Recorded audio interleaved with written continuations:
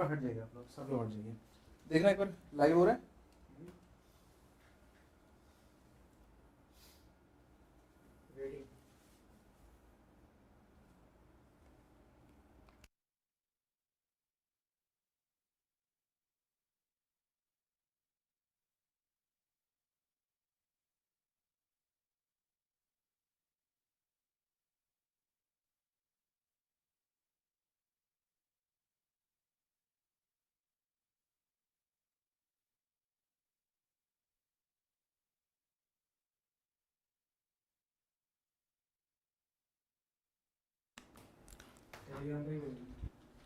Hello everyone, I hope we are audible and I hope that all the people who have appeared in Prelims 2025, they are appearing from the not so easy paper, which looks on the face of it very easy, but definitely when you solve it in real exam like situation in high humidity and high temperature, it does not comes across as easy. So over a period of next 1.5 hours, we are going to analyze each and every question, but for the time being, I have with me Rahul sir as well as Pramod sir. So Rahul sir and Pramod sir, please come here and let's, in 1 minute, what is the brief takeaway, Pramod sir? Okay, so the first Pratham Drishtiya, okay, yeah. The first impression of the paper looks easy, but believe me, it is not. It's not. The paper is good, it's conceptual, yeah. And there are factual aspect also. Yes. And I personally believe that UPSC has surprised again this time with few areas. And let's hope, I believe that students should not be much concerned about how much score will come and all, and let the dust settle. And I hope that UPSC will maintain its legacy of maintaining high standard. High standards. Yes. And not being recognized as unpredictable service commission. Rahul sir?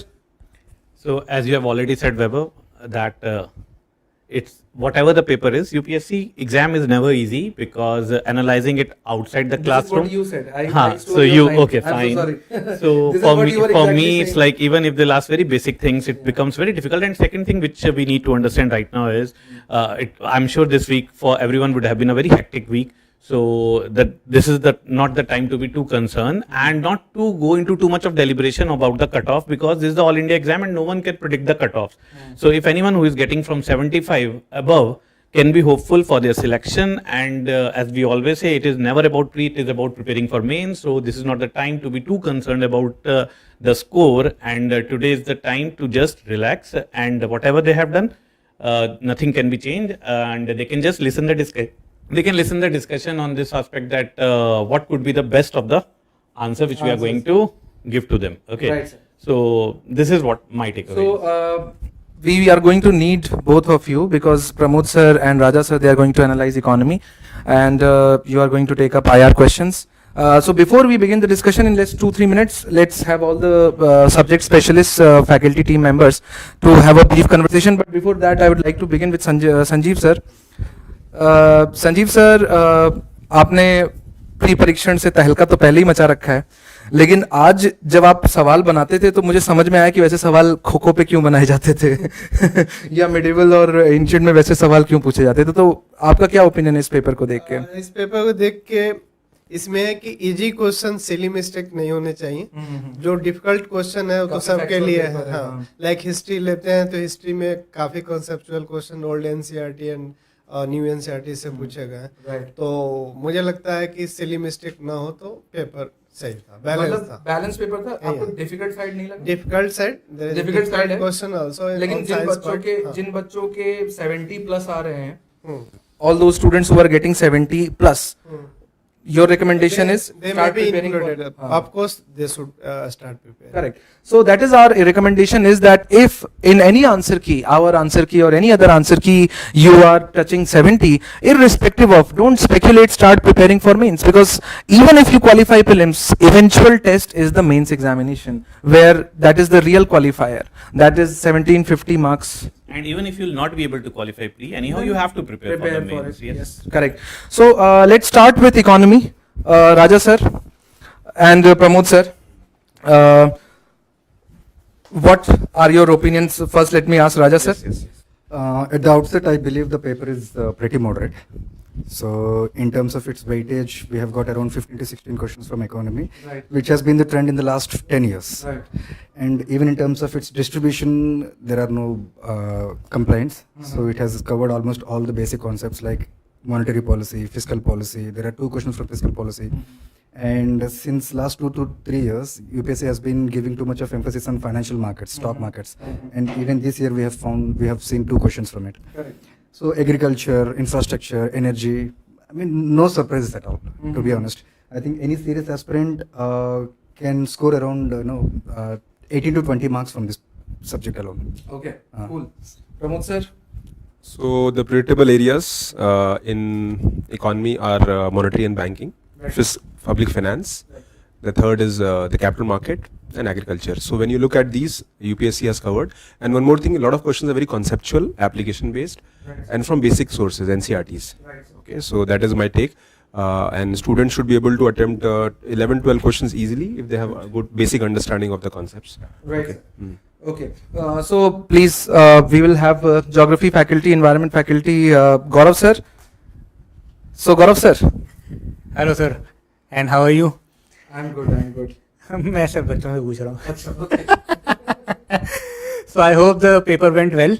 As far as geography environment is concerned, I think that this time the paper was relatively easier from the previous 2 to 3 years when we see कि environment में वो लोग कुछ भी पूछ रहे थे.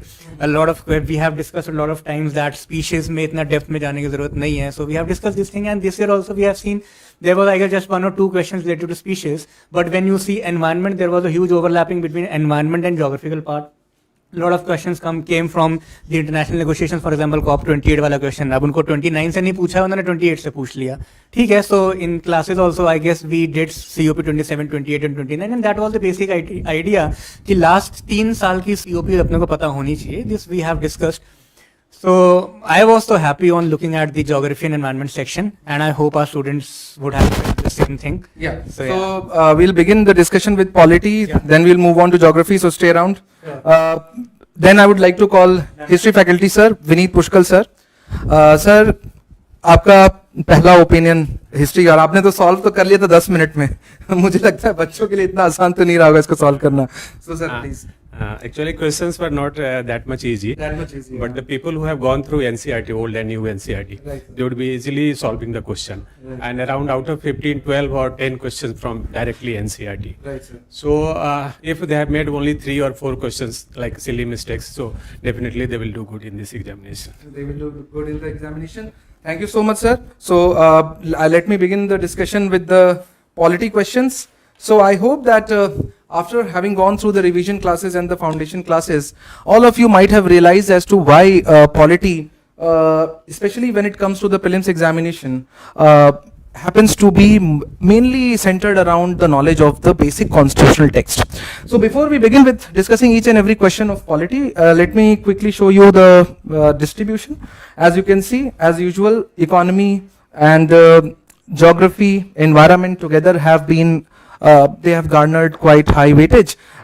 Current affairs comes up as an overlapping package. So a lot of the questions of current affairs can be packed up in IR, in economy. So what we have done is that we have taken up only those current affairs questions which cannot be segregated into any of the subjects. For example, the 2 questions on sports or Gokul mission, there are 5, 6 questions. So according to our categorization, if there is a current affairs question for economy, that has gone into economy. So let's now begin with the polity question. The first question dealt with the local governance in our country, the decentralization of power up to the local level, and it had 3 statements. Panchayat at intermediate level exists in all states. The second statement, to be eligible to be a member of Panchayat at intermediate level, a person should attain the age of 30 years. And the chief minister of a state constitutes a commission to review the financial position of Panchayat at intermediate levels and to make recommendations regarding distribution of net proceeds of taxes and duties and the rest of the statement. You can see that the question expected us to know which of the given statement is or not correct. And this is basically the reading of the bare act of the constitution. You can see that panchayats at intermediate level is not mandatory provision to be instituted in every state. So that is obviously incorrect. To be eligible to be a member of a panchayat at intermediate level, a person should attain the age of 30 years. That is just the tweaking of the basic age from 21 to 30. That is also incorrect. And the chief minister of a state constitutes a commission. It's not the chief minister. In fact, all the executive power lies with the governor. All the financial power lies with the governor, just like it is for the president. And so instead of chief minister, this is the governor, and this is also an incorrect statement. That is why the answer is all of them are incorrect, 1, 2 and 3. Let's now move on to the next question, which centered with the statutory body Lokpal, which we have done in revision classes. The power of Lokpal applies to public servants of India. So far it is correct, but not to Indian public servants posted outside India. It is applicable to all Indian servants, public servants, civil servants who are on the payroll of the government of India, irrespective of whether they are serving within the territory of India or outside the territory of India. So this is obviously incorrect. The chairperson or a member shall not be a member of the parliament or member of the legislature of any state or union territory, and only the Chief Justice of India, whether incumbent or retired, has to be its chairperson. As you can see, this is also wrong, because it is not mandated to be the Chief Justice of India only to be the chairperson. So this also happens to be incorrect. The chairperson of or a member shall not be a person of less than 45 years of age on the date of assuming office as the chairperson or member, as the case may be. This in fact is a provision of the Lokpal Act. It is true, because as per Lokpal Act, chairperson or member shall have at least 45 years of age. That is correct. Lokpal cannot inquire into allegations of corruption. Remember, this is one of the stark deviations from the accountability that was so far enforced on the position of the Prime Minister, where we saw that initially when the Lokpal bill was being legislated, Prime Minister's office was kept outside. But because of India Against Corruption, strong emphasis on keeping the Prime Minister inside, the Prime Minister, for some of their action, was brought under the scrutiny of the Lokpal. So when it comes to Prime Minister, you have to first decide whether these are the actions which can be taken up by the Lokpal or not. So you can say that Prime Minister's office is not absolutely immunized from the scrutiny by the Lokpal. So this is also incorrect. And so the right answer is A, 3 only. Then you have considered the following statements with regard to pardoning power of the President of India. The exercise of his power by the President can be subjected to limited judicial review. Now focus on the word limited. The judicial review is not, you can say, open and complete, but up to some level, up to some limits, the action or the decision taken by the President is open on the basis of malified intent, irrelevant considerations, non-use of mind, and violation of constitutional principle under Union of India versus Sri Haran case 2016. Now, there have been previous Supreme Court judgments as well, but this particular judgment happens to be the most profound one, setting the limited judicial oversight over the power of the President to be able to, power of the Supreme Court to review the presidential pardoning power. So this is correct. The President can exercise the power without the advice of central government. Now this is just the violation of parliamentary system of government, where the President is supposed, or the head of the state is supposed to work on aid and advice of Council of Ministers for all the actions that they perform. It deviates to some level in case of governor, which we'll see is also a question. So this is incorrect, leading us to the right answer, A only.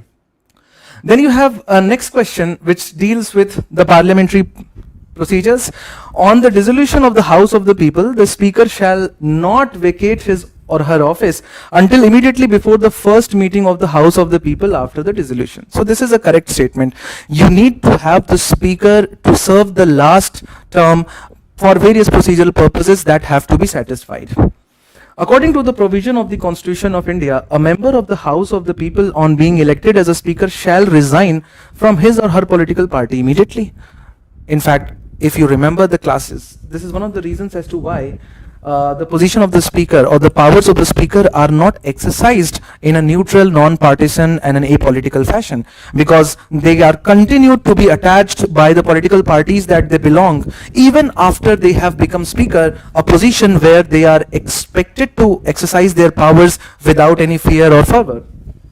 The Speaker of the House of the People may be removed from his or her office by a resolution of the House of the People passed by a majority of all the then members of the House, provided that no resolution shall be moved unless at least 14 days of notice has been given of the intention to move the resolution. You can see that this is the constitutional provision. The third statement is correct under Article 94, Clause C. So you can see that the right answer is 1 and 3 only. 2 happens to be incorrect. Next question deals with, again, the Parliament.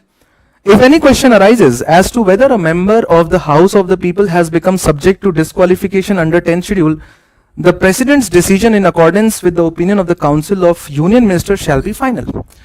Now, while President of India is expected to act on aid and advice, binding aid and advice of Election Commission to disqualify MPs for all the matters except for one, that happens to be the anti-defection law under the provision of this 10th schedule, where the ultimate decision is taken by the presiding officer chairperson. So you can see that under paragraph 6 of 10th schedule, to decide on the qualification is rests only with the speaker and not with the president. This happens to be incorrect. There is no mention of the word political party in the Constitution of India.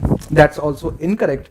In fact, the Constitution is scattered with a lot of references to the political party. Although it is true that when the Constitution was promulgated in 1950, it did not certainly carry any reference to political parties, but later on through multiple amendments, for example, 93rd Constitutional Amendment added Article 75, and where 75 Clause 1B, which contains references to political parties. Then you have provision in 10th schedule which contains references to political parties. So that is also quite incorrect, leading us to the right answer D. Then you have assertion reasoning type question which UPSC has started last year. Statement number 1, in India the state governments have no power for making rules for grant of concessions in respect of extraction of minor minerals, even though such minerals are located in their territories. And statement number 2 is, in India the central government has the power to notify minor minerals under the relevant law. Second statement happens to be correct. So in India you have MMDR Act, where the central government declares which mineral is going to be a minor mineral, and as soon as a mineral is declared as a minor mineral, then the state government gets the power to grant concession in respect of extraction of minor minerals. So this is correct, that is incorrect. That leaves us with only one choice, where statement 1 is not correct but statement 2 is correct. The answer is B. Then you have the next question with respect to Article 123 with reference to Indian polity. Consider the following statements. An ordinance can amend any central act. Article 123 itself says that through an ordinance, President can do whatever Parliament can do. So because Parliament can, through an ordinance, amend central act, on various occasions the central government has used this power through President to amend various laws. So this is correct. The statement 2, an ordinance can abridge a fundamental right, because if you look at Article 12 and 13, you can see that the government through ordinance, through laws, through notifications, through regulations, bylaws are not allowed to abridge or take away any or either of the rights given in Part 3. So if the laws and ordinance cannot take it away or reduce it, it certainly cannot be done. So an ordinance cannot abridge a fundamental right in any case. That is specifically coming out of Article 13. If you go to Article 13, you can see ordinance mentioned there. An ordinance can come into effect from backdate, which basically talks about the retrospective aspect of law. So you can see that, can the Parliament pass a law which has an effect going backwards? So today is the day, 25th of May 2025. Today, can the Parliament pass a law and charge us for extra income tax going back 10 years? Yes, the government can do that in terms of civic, finance and taxation related laws. And so because the Parliament can do that, the ordinance also can enable the President to do that. So both 1 and 3 are correct. So you can see that parliamentary acts and ordinances can have retrospective effect according to explicit wording. The taxation laws are frequently amended through ordinance mechanisms. In 2016, the government did that. In fact, the whole Vodafone case that you see, the fight between the central government and the Vodafone company, is just the use of this kind of power. Then you have 3 very, very factual questions, and in fact a very, very difficult set of questions. where 3 states are given and some information related to these states are given, where if you apply your common sense, obviously you can mark at least one of them correct. The capital of Arunachal Pradesh happens to be Itanagar, the brick, Eat, so the word comes from there, and it has 2 national parks. So that is the correct match. Nagaland, the state came into existence on the basis of a Constitutional Amendment Act. That is also correct. Through 13th Constitutional Amendment Act, it became 16th state of India. Now, don't ever be confused as to why for creation of a state we needed a constitutional amendment under Article 368. Whereas we have seen in Article 3 and 4, it clearly gives an exemption to the state to not follow the procedures laid down in Article 368 to create a new state or reorganize the political map of our country. So you can see that Nagaland was created out of a special context and a history. There was a lot of anti-state, anti-India activity going on, and finally a solution was reached between Nagaland, the Naga people, and Indian government, where Naga people decided to stay as a part of India only if the government provided them certain exemptions from the strict constitutional procedures, which meant that asymmetric federalism of India came into effect. Now, in order to give that exemption to Nagaland from the center-state relation, to give it special treatment, the constitution had to be amended, because when Nagaland came into existence, it was not like an ordinary state like Telangana. It was a different state, and for that you needed a constitutional amendment. And probably the UPSC has tried to play this, because people would think, why would you need a constitutional amendment to create a new state, and they are going to mark it incorrect, but this is also correct. Tripura initially, when the constitution came into effect, was a Part C state, and then it became a union territory, and then finally it became a state. So this is also correct. So you can see that the answer is all 3 are correct. Then you have, with reference to India, consider the following: Interstate Council, the National Security Council, and Zonal Councils. How many of the above are established as per the provisions of the Constitution of India? So Interstate Council has been clearly mentioned, as you can see in Article 263. Zonal councils are a creation of a law, 1956 State Reorganization Act. National Security Council is just an executive provision passed through cabinet resolution, which does not have any legal or constitutional basis, so only one is correct. Only the Interstate Council happens to be the constitutional body.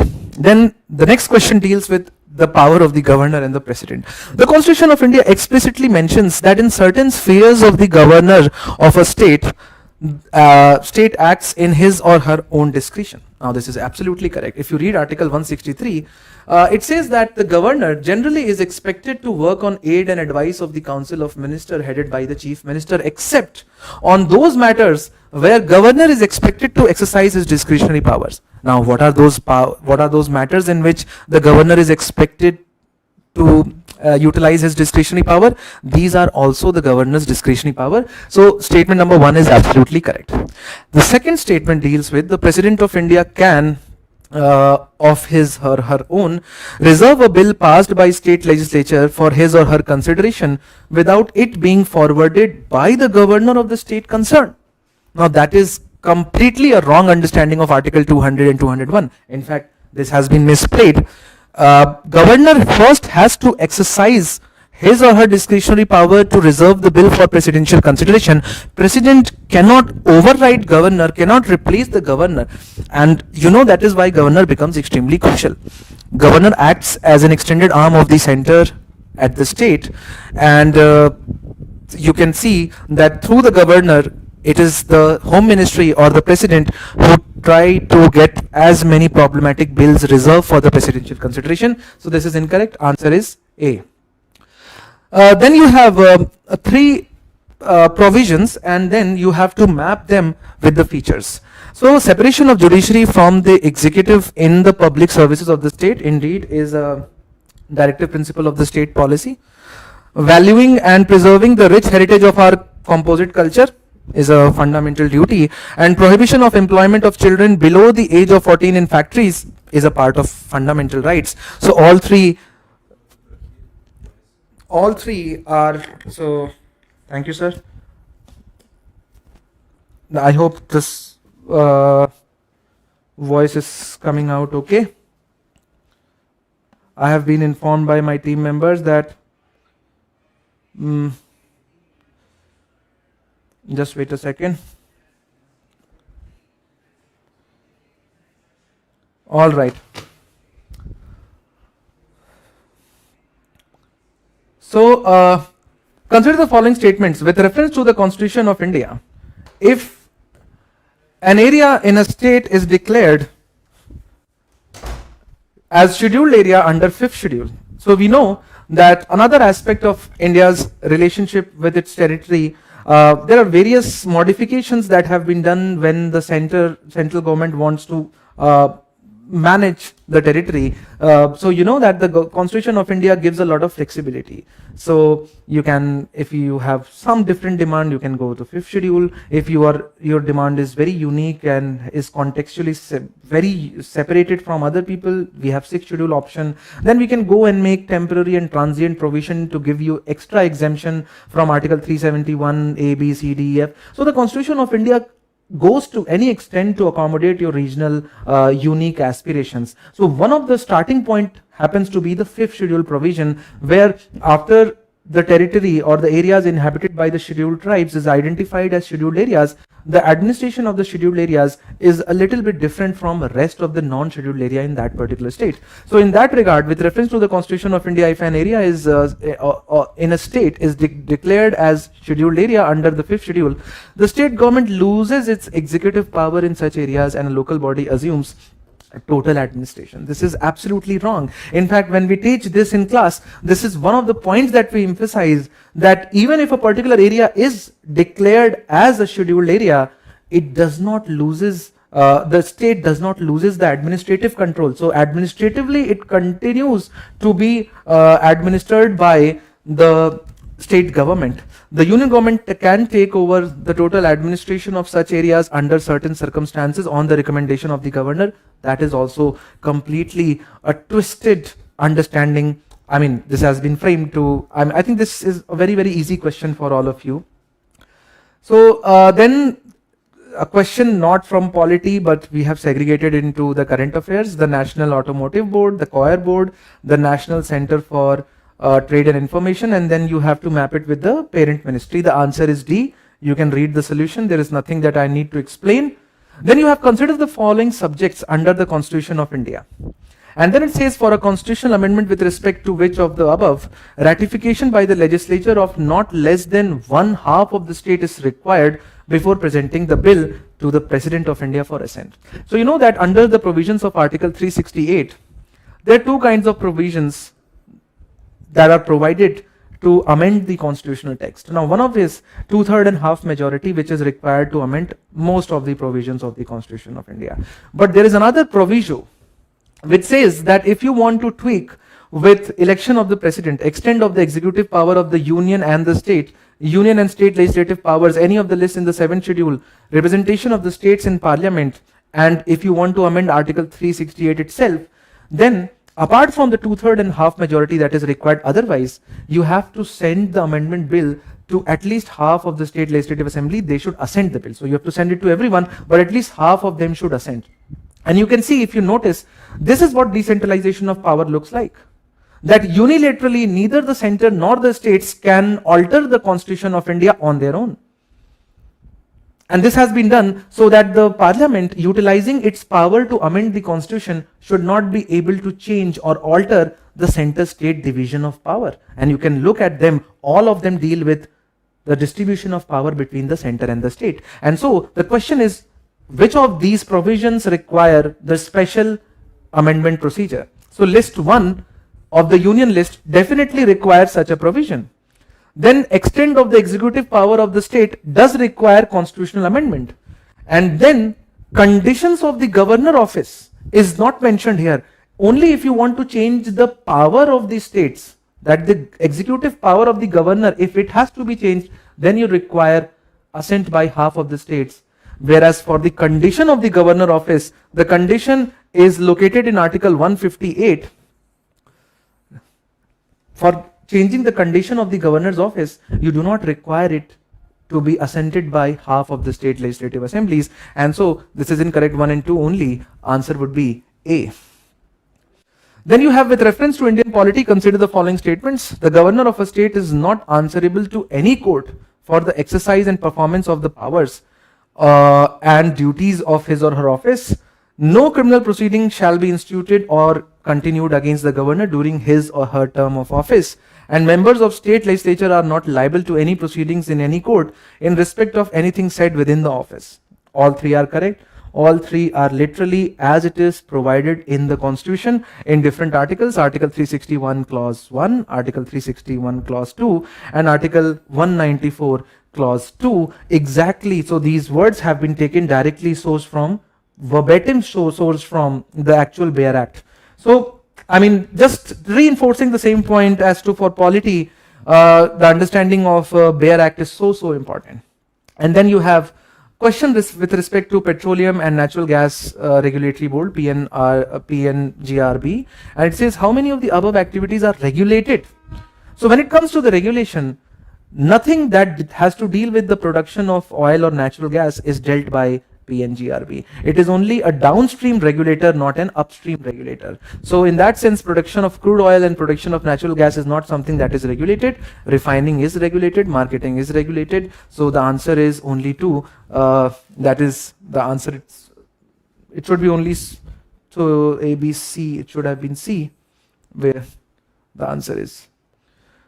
So I hope that I have been able to make things clear. If you have any doubt, you can ask us in the chat section, or you can just basically comment and we'll get back to you as soon as possible. And now I'd like to invite Gaurav sir, who will take on from me and would discuss geography and environment. Gaurav sir. Thank you, sir.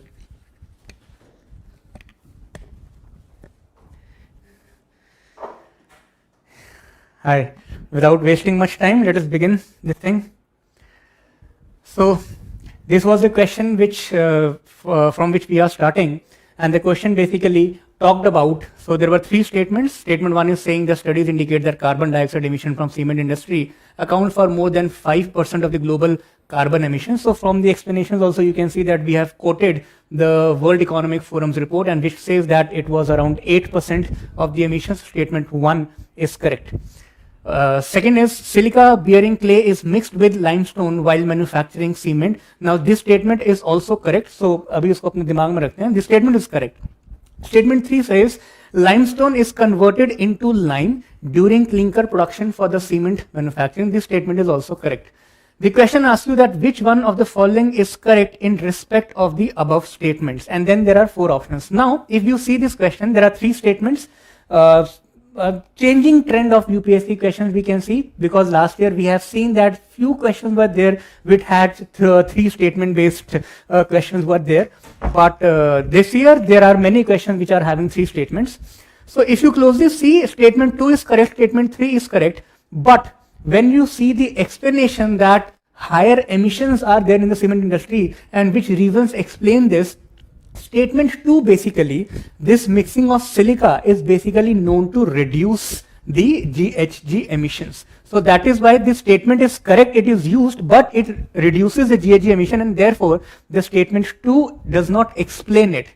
Statement 3 explains this, because when you go to this process of converting, and limestone is being used to convert and the clinker production is there, so there is a huge greenhouse gas emission is there, and basically this is responsible for more than 50% of the greenhouse gas emissions in this industry. This explains this particular statement 1, but statement 2 does not explain this, and therefore the correct answer is B.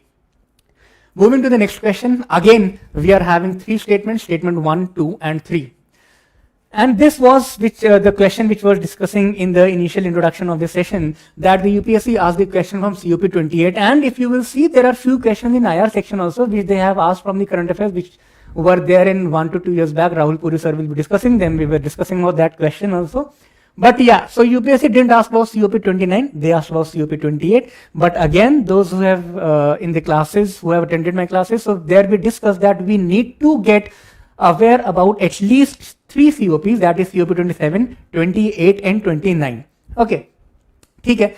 So statement 1 says that at the COP28, India refrained from signing the declaration on the climate and health. Now this is a factual statement. It is correct. India refrained from signing this initiative, and the reason basically was the one which is given in statement 3, that if India decides to sign this particular declaration on climate and health, India said that it will not be practical as of now, given the present resources and the growth stage in which India is presently existing.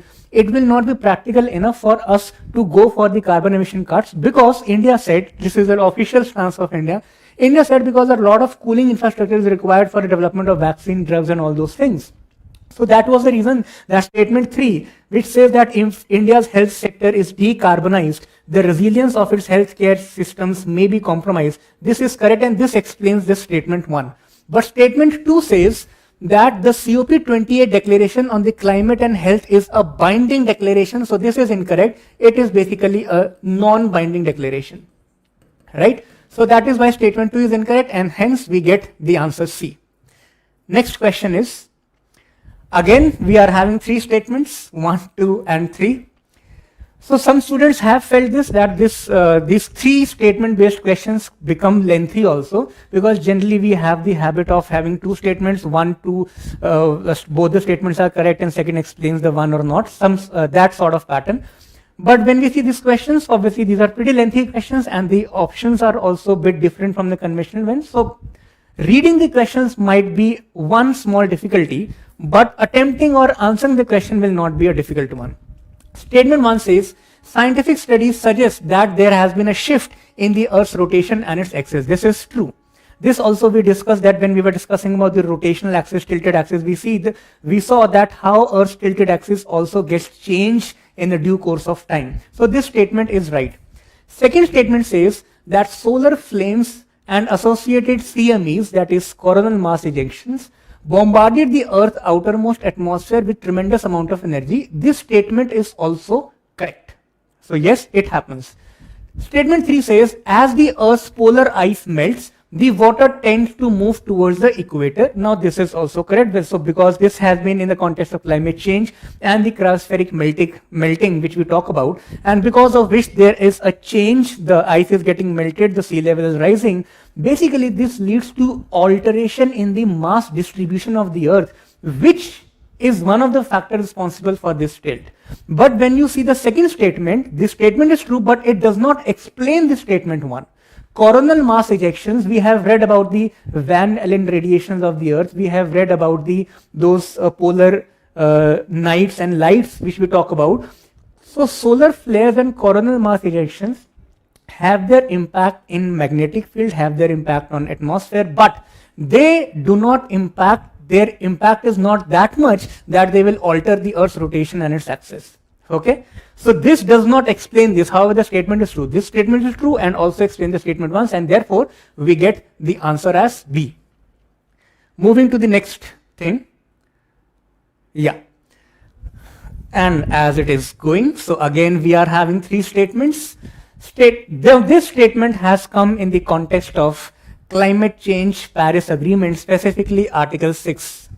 Now those again who attended the classes, we discuss about this particular fact that there are around 6 to 7 important article numbers in the Paris Agreement. Article 2, Article 4, Article 6, Article 14. And there we saw that you have to memorize, and Article 6 being the most important one, because it is talking about the carbon market, one of the much debated topics and one of the most essential tools when it comes to mitigating the climate change impacts.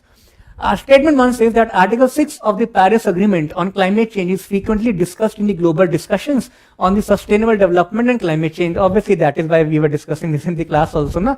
Agar ye nahi hota, to hum class mein kyun baat karte? This statement is correct. Statement 2 says, Article 6 of the Paris Agreement on climate change sets out the principles of carbon markets. Yes, so there Article 6.2 and Article 6.4, the most important articles. So this statement is also correct. Statement 3 says, Article 6 of the Paris Agreement on climate change intends to promote inter-country non-market strategies to reach their climate targets. So Article 6.2, if you remember, we discussed, basically talks about the bilateral carbon market and it promotes market-based as well as non-market-based strategies. For example, technological interchanges, information interchanges. So those are also the part of the carbon market, and this is correct. And if you closely see that statement 2, that because it is talking about carbon market, and statement 3, because it is talking about the mechanisms in which we can have it, both of these statements, because of these statements only, this thing is being discussed at the global, at the multi-level platforms, and hence both of these statements explains this statement 1. All the 3 correct and the correct explanation of statement 1, hence the correct answer is A. Next, moving toward the direct air capture technology, one of the geoengineering based technologies which we are trying to use in order to fight climate change. So question is asking that which of the following statements are true in respect of DACs. 1, it can be used as a way of carbon sequestration. Yes, because you can directly take the carbon dioxide from the atmosphere and then you can sequester it into the deep geological formations. So theek hai, statement 1 is right. It can be a valuable approach for plastic production and in food processing. Now, when we see this particular statement, once you have taken out the carbon dioxide and you have stored it in the deep geological formations, which means now you can use the CO2 also. Na? It is saying it can be. So whether there is a possibility or not. Okay. So when we saw some of the research papers, they came up with this particular finding that once you have stored the carbon dioxide, it can be then used in multiple purposes, including production of plastic, including food processing, and in the aviation sector to come up with the synthetic fuel. So this is synthetic low carbon fuel. So all of these 3 are basically the uses which can be which can be used by the stored carbon dioxide in the deep geological formations. So answer is C, that is 1, 2 and 3. All the statements are correct. Next question. Now this was one of the question which we can say that it was a species based question. And again, as the trend goes, so I will consider this one obviously as a difficult one because this is not one of the common species which we generally study, but fine. Those who have studied it, so congratulations, you have gained 2 marks. Those who have not studied it, fine. So इसमें नहीं आएगा तो कहीं और से आ जाएगा. But those who have not studied it and attempted it and they got this wrong, so then that obviously is a problem. So there are 3 statements, 1, 2 and 3 in relation to peacock tarantula. Statement 1 says that it is an omnivorous crustacean. Now this statement is incorrect because it is not a crustacean, right? It is an arachnid native. So it is not a crustacean species. It is not there in aquatic environment. So this one is incorrect. Second says its natural habitat in India is only limited to some of the forest areas. So mostly this species, the natural habitat of this species is generally the deciduous areas, or sometimes it can be passed in semi-evergreen areas also. So that is why these are generally found in some patches of the Eastern Ghats, some patches of the peninsular India. So yes, this is correct. Some forest, yeah. In its natural habitat, it is an arboreal species. Now, this is also factually correct statement. It is the normal behavior of this species. So, hence, we have first incorrect and then we have 2 and 3 as correct one. So, option D is the right answer. Next one. Statement 1 is a factual statement. Fine. So, carbon dioxide emissions in India are less than 0.5 ton CO2s per capita. So we have given the explanation that it was not 0.5 ton carbon dioxide per capita. So there was a report by IEA which said that it stands at 1.77 ton as CO2. But okay, I can understand that we might not be aware about this data. So just leave this statement. 2 is saying in terms of carbon dioxide emissions from fuel combustion, India ranks 2nd in Asia Pacific region. This is a statement correct. This we could have guessed also. 3rd is electricity and heat producers are the largest sources of CO2 emissions. Now remember, in the classes we came up with one pie chart which discussed about that electricity and heat are the major areas because of which we are having one of the largest GHG emissions.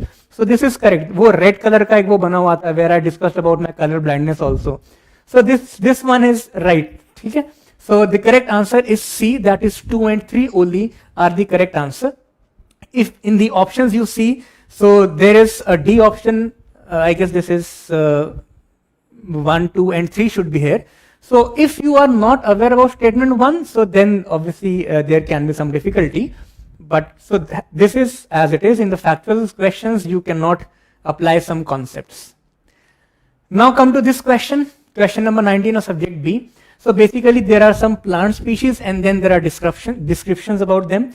So in this, the fourth and fifth, that is mint, which is not an annual shrub, it is one perennial, and second it is herb. And papaya is not a woody shrub. So these two are incorrect and rest of the three are correct. So that is why only 3, that is B, will be the right answer. Next. So again, we are having 3 statements. You have to tell me that which of these statements are correct. So statement 1 talks about that rainforests produce more oxygen than produced by ocean. Now this statement is factually incorrect. Around 50 to 60% of the this oxygen release is taken by the oceans only. It is given by oceans, not the rainforest. And what is the explanation for this? Because in the oceans, when we talk about phytoplanktons, which is the next statement also, so phytoplanktons are responsible for generating around 50 to 60% of the oxygen. Okay, so that is why this is incorrect. Second, marine phytoplanktons and photosynthetic bacteria produce about 50% of the world's oxygen. This is right.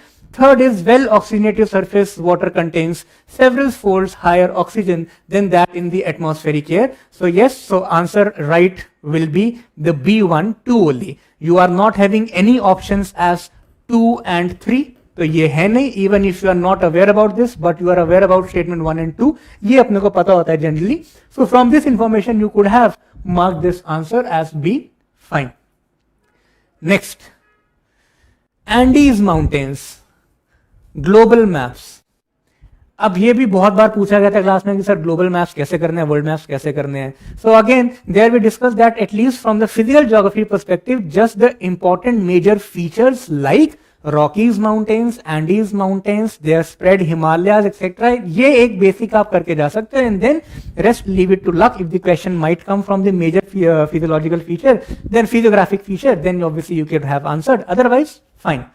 So this is in relation to the Andes Mountains and through which of these countries pass. So Andes Mountains primarily pass through these 7 countries. You can see in the explanation the names of those countries: Venezuela, Colombia, Ecuador, Peru, Bolivia, Chile and Argentina. Again, a factual question. So the answer is C, right, out of these options. Next. There are names of 3 lakes. Through which of these lakes equator pass or equator does not pass? So through none of these lakes equator passes. So किसी से भी नहीं करता है and hence none is the answer. So this is again a factual statement. So Lake Tanganyika, Tonle Sap, these 2 lakes are generally which we read about, we know. यहाँ पे एक difficulty हो सकती है, those who do not know about Potos Lagoon, तो ठीक है उनको नहीं हो सकता है, fine. But so again a factual question, so you cannot do much in this. If you know, you know. If you don't know, you don't know. Yeah, so this was in relation to turmeric, relation to the export, producer and consumer of turmeric. So India is the largest producer and exporter of turmeric in the world. Factual statement correct. And India, yes, it grows around 30 varieties of the turmeric. Again, explanation यहाँ पे दिया, so you can read it, right? So as per the National Turmeric Board itself, there are around 30 varieties of the turmeric grown in India. So this statement is also correct. And when we see the growing areas of India, so generally we have Telangana, Maharashtra, Karnataka, that is the peninsular portion, southern India portion. So here we have higher turmeric presence. All these statements are correct, hence D. Okay, it is not written here, so D will be the answer. Yeah. Next, which of the following are the evidences of the continental drift theory? After so many years in prelims, we have seen the question from the first chapter of geomorphology, that is continental drift. Because generally we see that in mains, the question do come from the continental drift and plate tectonics and all that sort of thing. But in prelims, generally it does not come. So, ये मुझे याद है, I told this thing in the class also. So, but this time the question came, but it is a relatively very simple question. पहला lecture है geomorphology का, that what are the important evidences ये तो school में भी पढ़ते थे, that you just have a jigsaw fit theory and you see that the similarities in the rock structure, rock age, rock composition, similarities of the shapes, you can fit all the puzzles together. So on the basis of this, yes, we know that all these statements 1, 2 and 3, all these statements are correct. Gondwana sediments of India, yes, it is found in 6 land masses in the southern hemisphere, including Madagascar, Africa, Antarctica, Falklands. So in 6 land masses you find it. Basic question. So again the answer is C, that is 1, 2 and 3. Next. So here we are having statement 1 and statement 2. The question asks you the amount of just direct NCERT based question. ये तो याद होना चाहिए और गलत भी नहीं होना चाहिए. NCERT based question, class 11th NCERT, fundamentals of physical geography, and this we discussed in the classes also. We discussed this in two relations. One, that how the dust is spread across different latitudinal zones, and how water vapors are spread into different latitudinal zones. Remember we came up with that thing, that equatorial area, then polar area, relative humidity concept. अगर याद आया हो तो, अगर paper में भी याद आया हो तो. Okay, statement 1 is the amount of dust particles in the atmosphere is more in subtropical and temperate areas than in the equatorial and polar regions. So yes, dust is more in subtropical and temperate areas because these areas have relatively dusty conditions. When you go to the equatorial or the polar areas, because here we know that in equatorial areas you are having a lot of rainfall, lot of precipitation in form of rainfall. In polar area again you are having a lot of precipitation, just a different form, that is snowfall. But because both areas are having precipitation, so the dust obviously will get settled down, and therefore subtropical and temperate areas have more dry wind. So this is incorrect, and therefore the answer will be C, that statement 1 is correct and statement 2 is not correct, it is incorrect. Next, अब फिर से, now this question is, I think that this has become one of the favorite areas of UPSC. Last year, or I guess last to last year, this question again, the bending of isotherms when we move from ocean to land, from land to ocean in northern hemisphere versus southern hemisphere. We draw the diagram, we drew the diagram in the classes also. So ठीक है, ये just a basic concept from the NCERT. So statement 1 is, in the month of January in the northern hemisphere, the isotherms bend equatorwards while crossing the landmass and polewards while crossing the ocean. Then is statement 2, in January the air over the ocean is warmer than that over the landmass. So basically here you get the logic of differences in the specific heat of the oceans as well as of the land. So because there is difference in specific heat, their cooling and their warming rate are different, because of which we are having this and because of which we are having this. Both the statements are correct, and the statement 2 is also the correct explanation of statement 1. Simple question, A will be the answer. Next, 3 statements, 1, 2 and 3. Statement 1 says, in the context of the effect of water on rocks, chalk is known as a very permeable rock, whereas clay is known as quite an impermeable or least permeable rock. नहीं आता है, कोई दिक्कत नहीं है, just wait for it. Statement 2, chalk is porous and hence can absorb water. नहीं आता है, कोई problem नहीं, just wait a minute.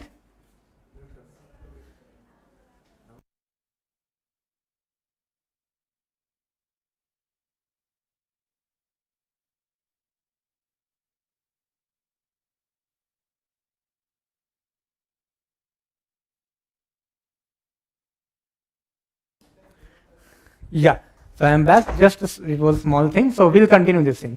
We were saying that statement 2, chalk is porous and hence can absorb water, nahi pata hai, leave it. Statement 3, it is saying clay is not at all porous. Now clay generally, I can understand that we do not read about chalk in GS, but yes, we do read about clay when we read about soil, when we talk about black soil, when we talk about the composition of these soils, when we talk about loamy soil, silty soil, clayey soil, sandy soil. So there we have something related to clay. From that discussion, we can say clay is not at all porous. Ye nahi hoga. Clay has porosity. The quality of the clay is that clay is relatively impervious. Now, can you remember that lecture where we discussed about the difference between porosity and permeability?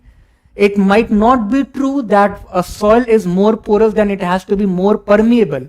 And vice versa is also not true, that if it is more porous that it will be less permeable. Anything can happen because it depends.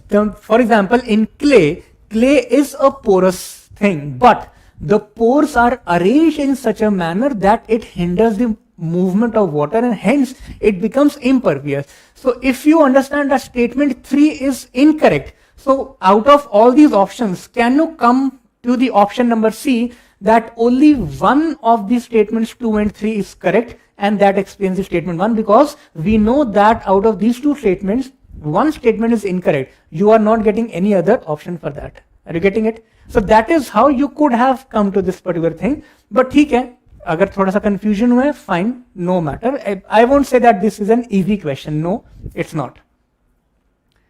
Next. Without the atmosphere, basic school classes, अगर atmosphere नहीं होता तो क्या होता? So without the atmosphere, temperature would be well below the freezing point, because it is the presence of the gases in the atmosphere which trap them. We have read about the heat budget in the high classes and during UPSC preparation, लेकिन school में भी हमने ये पढ़ा है. So it is because of those gases in the atmosphere which trap the radiations and try to maintain that temperature and makes the Earth as a livable planet. So yes, this is correct. Heat absorbed and trapped by the atmosphere maintains our average temperature. Yes, atmospheric gases like CO2 are particularly good at absorbing and trapping radiation. So yes, answer is C, that is all the statements are correct. Fine. Next. So here we are having statement 1 and statement 2 related to the rare earth elements. Statement 1 says that some rare earth elements are used in the manufacturing of flat television screens and computer monitors. In fact, those mobile phones, this display, this large screen, this camera, so all of these things are having the presence of rare earth elements. Why? Because of their phosphorescent properties. Right? So you can see in the explanation also that there are multiple applications because of these properties in the rare earth elements. They are, for example, including the LED lighting, display screens, even in some anti-counterfeiting inks also it is used. So both the statements are correct and statement 2 explains the statement 1, hence A will be the right answer. ठीक? This I will say that it was an easy question. अब ये तो artificial rain. We all know silver iodide and potassium iodide. So iodides are there. So A will be the right answer. Next, we are having two statements. Statement 1, a factual statement. So ठीक है, अगर आता है तो आता है. This paper was relatively factual. We have seen this in the other subject areas also. A lot of factual questions do have come. Statement 1, of the two major ethanol producers, that is Brazil and US in the world, it says that Brazil is the largest one. Brazil comes first. No, that is why this is incorrect. US comes first. And when the statement 1 is incorrect, so you are just having option D, just one option in which it says that option 1 is not correct. But again, this is a factual thing. So if you know it, you know it. If you don't know it, you don't know it. I was having the Google, so I could have searched for this, so I can come up with this answer. Like during the exam, if you don't know this fact, then fine. ठीक है. If you know this fact, then बहुत अच्छी बात है. वहाँ पे Google नहीं था. Yeah. Okay. Next, wet bulb temperature. Now, wet bulb temperature is one of those topics which was mentioned in the booklet, if you have read about it. So it says that World Bank warned, there was some report, it says the main question starts from that if it is exceeding the routine temperatures. So forget about wet bulb also, that it is saying that routinely it is exceeding 35 degrees Celsius. So can we understand? I don't know about this report, I don't know about wet bulb temperature, let us assume this thing. But if it is talking about the increasing temperature, so can I assume that temperature तो बढ़ ही रहा है तो गर्मी तो बढ़ ही रही है. Now, statement 1 says peninsular India will most likely suffer from flooding, tropical cyclones and droughts. So yes, when the temperature is rising, you can have droughts, you can have cyclones, you can have floods. Statement 2 says that survival of the animals, including the humans, will be affected as the perspiration will be impacted. So when you increase a lot of temperature, when there is high humidity in your surrounding, so obviously sweating becomes relatively difficult. एक range है in which the body can sweat. Beyond that, no. So both the statements are correct, and hence the option C is the right answer. Again, this, despite the fact that you don't know wet bulb temperature, but this question is one of those questions which comes under a calculated risk category. So you could have taken this risk. Next. How many of the above countries have more than 4 time zones? Now this is one of the questions which I want to tell you. Here we have marked answer as B, that is 4 countries out of them. But the only thing is that because we do not know that whether their external territories have to be taken along with the countries or not. Logically, it should be taken. For example, United Kingdom. So if you take only the United Kingdom, that small island, there is 1 time zone. But when you take all the external territories of UK, then the time zones rise to 9. Similarly, Denmark. When you see Denmark as a small country, but then you see Greenland, large continent under Denmark. So there also time zones increase. New Zealand, Australia, Brazil. Brazil is having 4 time zones. Ab yahan par bhi there is one thing. Question is asking you, how many of the above countries have more than 4 time zones? Brazil is having 4 time zones. Logically, it should not come under, because it is not having more than 4 na. So more than 4 pucha hai, so this should be eliminated. When we talk about Australia, so again you see the sources, because we were having Google, so we researched this thing. So Australia's mainland is having 3 time zones, but when you see the other territories of Australia, for example, Cocos Island and other islands, then the time zone in Australia also increased to around 7 to 9 time zones. Same is true with New Zealand also. New Zealand having 2 time zones on the mainland, and then when you see small territories, small islands, there the time zones again further increase. So if we take all the external territories, then the answer should be 4. Just Brazil would be eliminated. If we are taking only the mainland, then the answer would differ. So that is why for this, we will see that how the UPSC will come up with the answer. Just few days back, we have seen the answer key of the UPSC also. ठीक है, अगले साल फिर देख लेंगे. So this is fine. So presently now we are giving option B as the right answer. Okay. Now this question, despite the fact that you are not aware about the names of these towns, Nome and Anadyr, but they are mentioning the region now.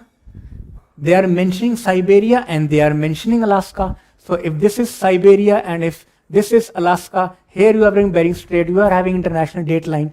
So obviously we can understand that when you will be crossing, one place is here, one place is here. So obviously there will be a change of day. And so this one will be correct. Having the breakfast. See the language of the question.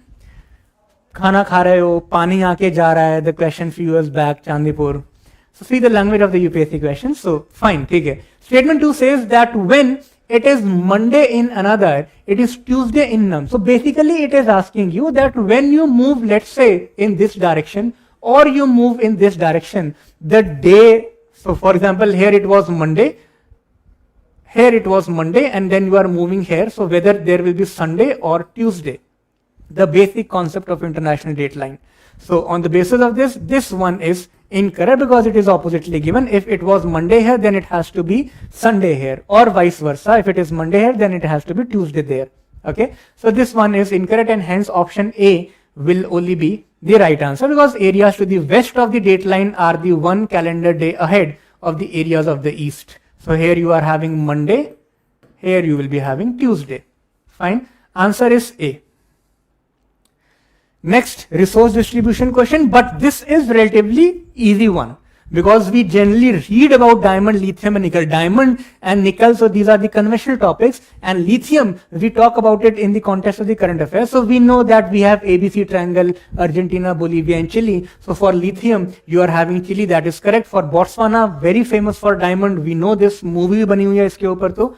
And then for Indonesia, yes, we have nickel. All these three pairs are correctly matched related to the resource distribution. So C will be the answer. But a factual thing, but this is an easy fact. इसमें I cannot say कि अगर नहीं आता है तो कोई बात नहीं, क्यों नहीं आता है, आना चाहिए ये वाला question. So this was an easy one. Yeah. Next. Okay, so it is from the map again. You have to see the cities and the countries. All these are incorrectly matched because when we talk about Sardinia, so Sardinia is in Italy, Normandy is in France, and Mallorca is in Spain. So none will be the right answer. Okay? Okay, fine. So that was all for geography and environment sections. We have seen that around 24 to 25 questions have come. But here we have seen the factual and conceptual, both type of questions have come. So theek hai, it was not that difficult, it was moderate. Now we will be moving towards the IR section. So Rahul Puri sir will be coming. Just allow me to skip these slides to the IR section. Just a minute.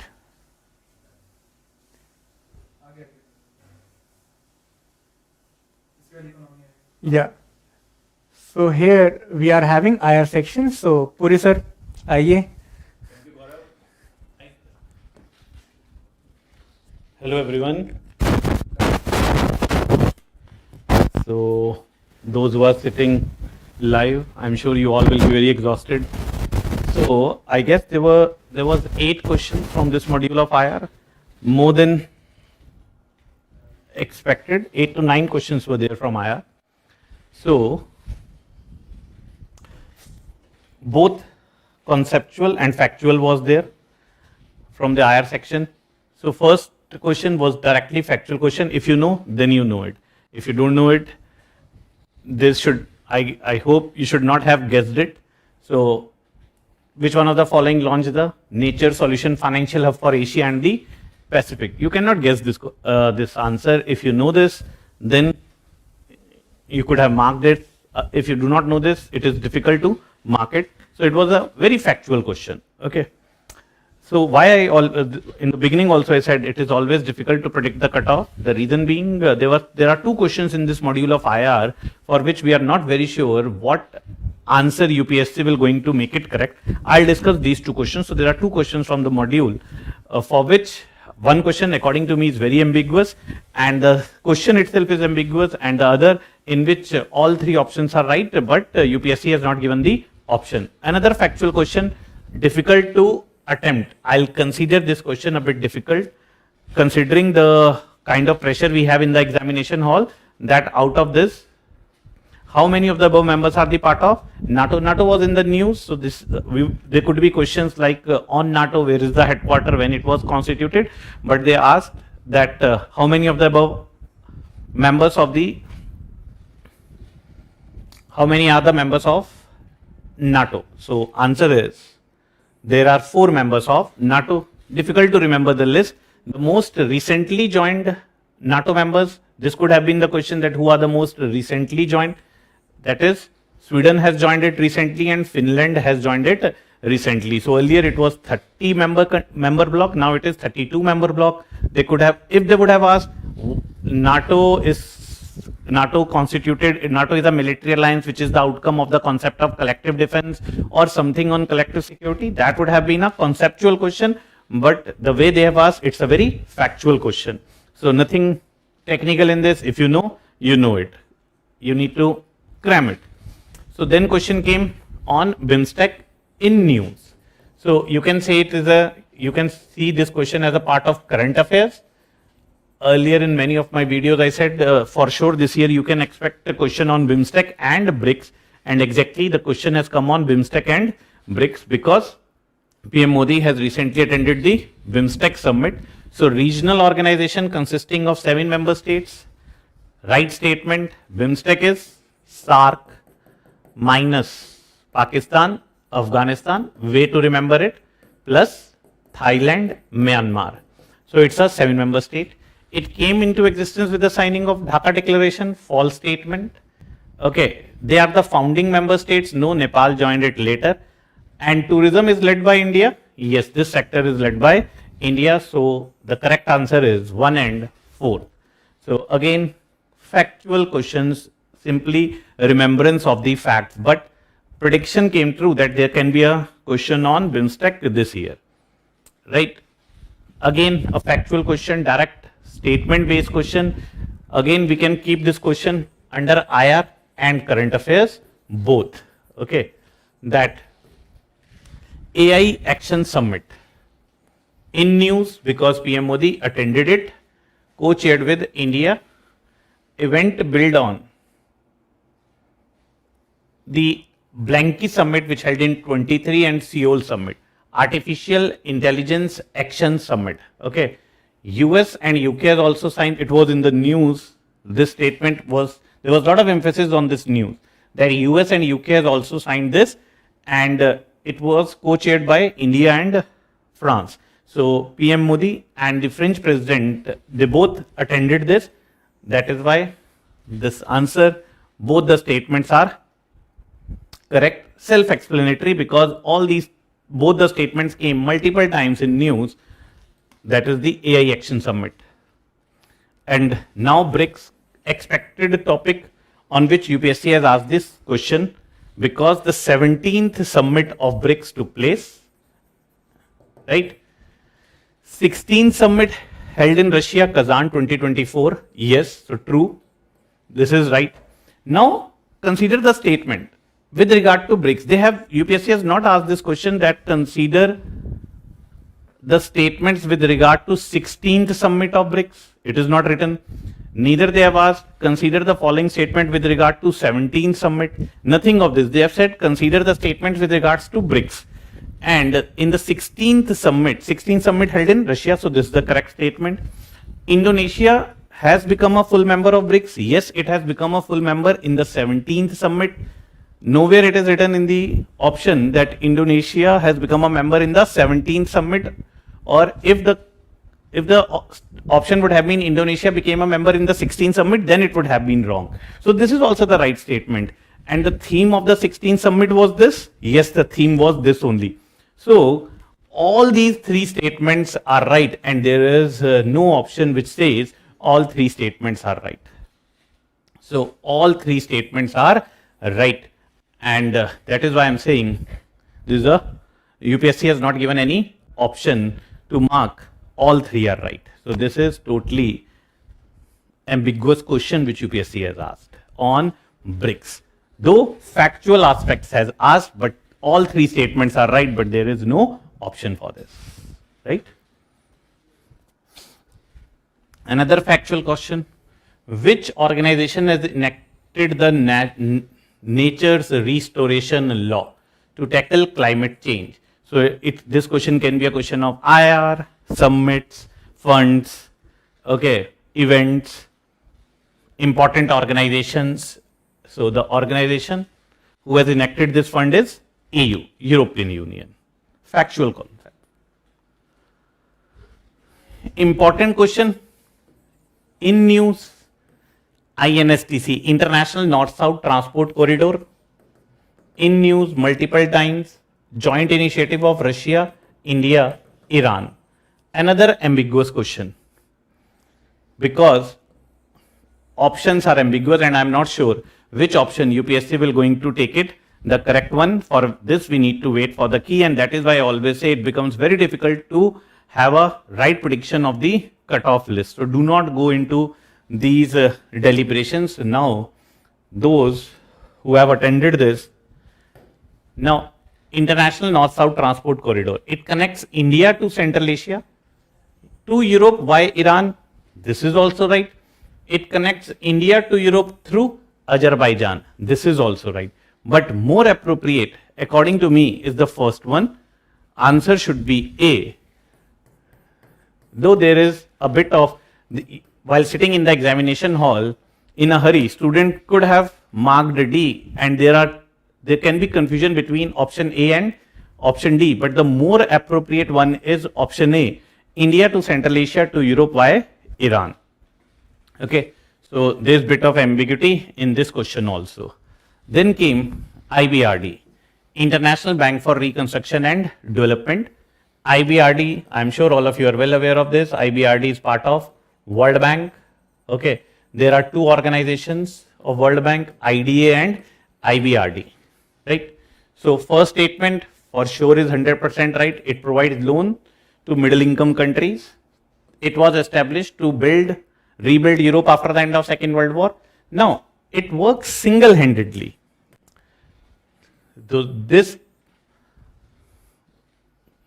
word is the reason why this statement is wrong. It works to help developing countries to reduce poverty. This would have been right. But it single-handedly help developing countries to reduce poverty. No, there are many other institutions and organizations who are involved in the same objective. That is Asian Development Bank, New Development Bank or BRICS Bank for the development of Global South. Okay. So BRICS Bank or New Development Bank is give loans for the development of Global South. So this is not the only organization who is involved in reducing poverty in these countries. So first and the third is right, and that is why C is the right option for this. So these many questions were there from IR, in which you can clearly see there are two ambiguous questions which I have discussed. So here we are done with the module of IR. So let's go to the next module of our discussion, that is the economy module. Okay, so economy section. Raja sir will going to discuss the economy section.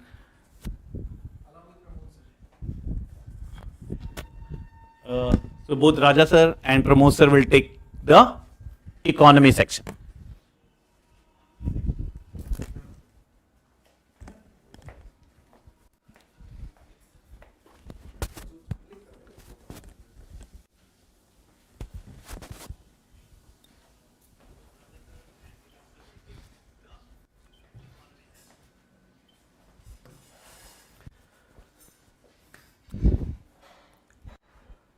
Welcome to the economy section discussion.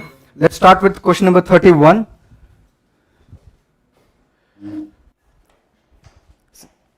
Question number 31. With reference to investments, consider the following: bonds, stocks, hedge funds, venture capital. How many of the above are treated as alternative investment funds? See, what are alternative investment funds? In fact, these are collective investment pooling schemes which pool money from multiple investors. In fact, this is just like any other mutual fund scheme. But the only difference is that in these alternative investment funds target high net worth individuals. That means they collect investment from multiple high net worth individuals and they make risky investments, like investments in hedge funds, venture capital funds. Venture capital funds invest in these startups at a very early stage. And you might have heard about angel funds. Angel funds also do the same thing. They invest in the startups at a very early stage, thinking about looking at its growth perspectives down the line. Okay. So alternative investment funds are those investment funds which are recognized by SEBI under three categories: category 1, category 2 and category 3 alternative funds. They include hedge funds. That means those funds which keep their investment in risky projects, but the returns are very high, pretty high. But the risk, they target high net worth individuals whose risk appetite is very high. Okay, so option 3 and option 4, like the hedge funds and venture capital funds, are alternative investment funds. But investment in bonds and stocks are not considered as alternative investment funds. That means if any individual is directly investing in a bond or directly investing in any share of a company, that is not considered as an alternative investment. Okay, so the answer is, how many of the above treated as alternative investment funds? Only 2. B is the answer. Next, question number 32. Which of the following are the sources of income for the Reserve Bank of India? See, this question was asked in the backdrop of increasing debate about the dividend payments by RBI to the government. If you see, in the last 2 to 3 years, the RBI has been giving very significant amount of money to the government as in the form of dividends. Even just yesterday, a day back, RBI has provided more than 2 lakh crores of money in the form of dividends to the government. So obviously, the question would arise as to how and where the money is coming from. That means how the RBI is earning money, how the RBI is earning income. So let's discuss about the sources of income for RBI.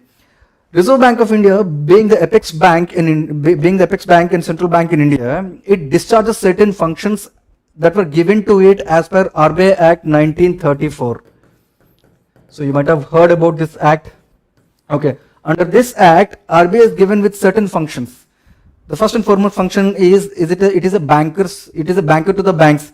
That means as a lender of last resort, it provides loans to the banks which do not get loan or credit support anywhere else. So if a bank doesn't get loan in the market, it goes to the Reserve Bank of India. Then Reserve Bank of India is going to give long-term loans to these kind of banks at bank rate. That bank rate is the source of income for the Reserve Bank of India. Okay, and also that is why, and also this other function is regulation of money supply in the market. So as a regulator of money supply in the market, Reserve Bank of India undertakes open market operations. Okay, while undertaking these open market operations, it purchases or sells the government securities.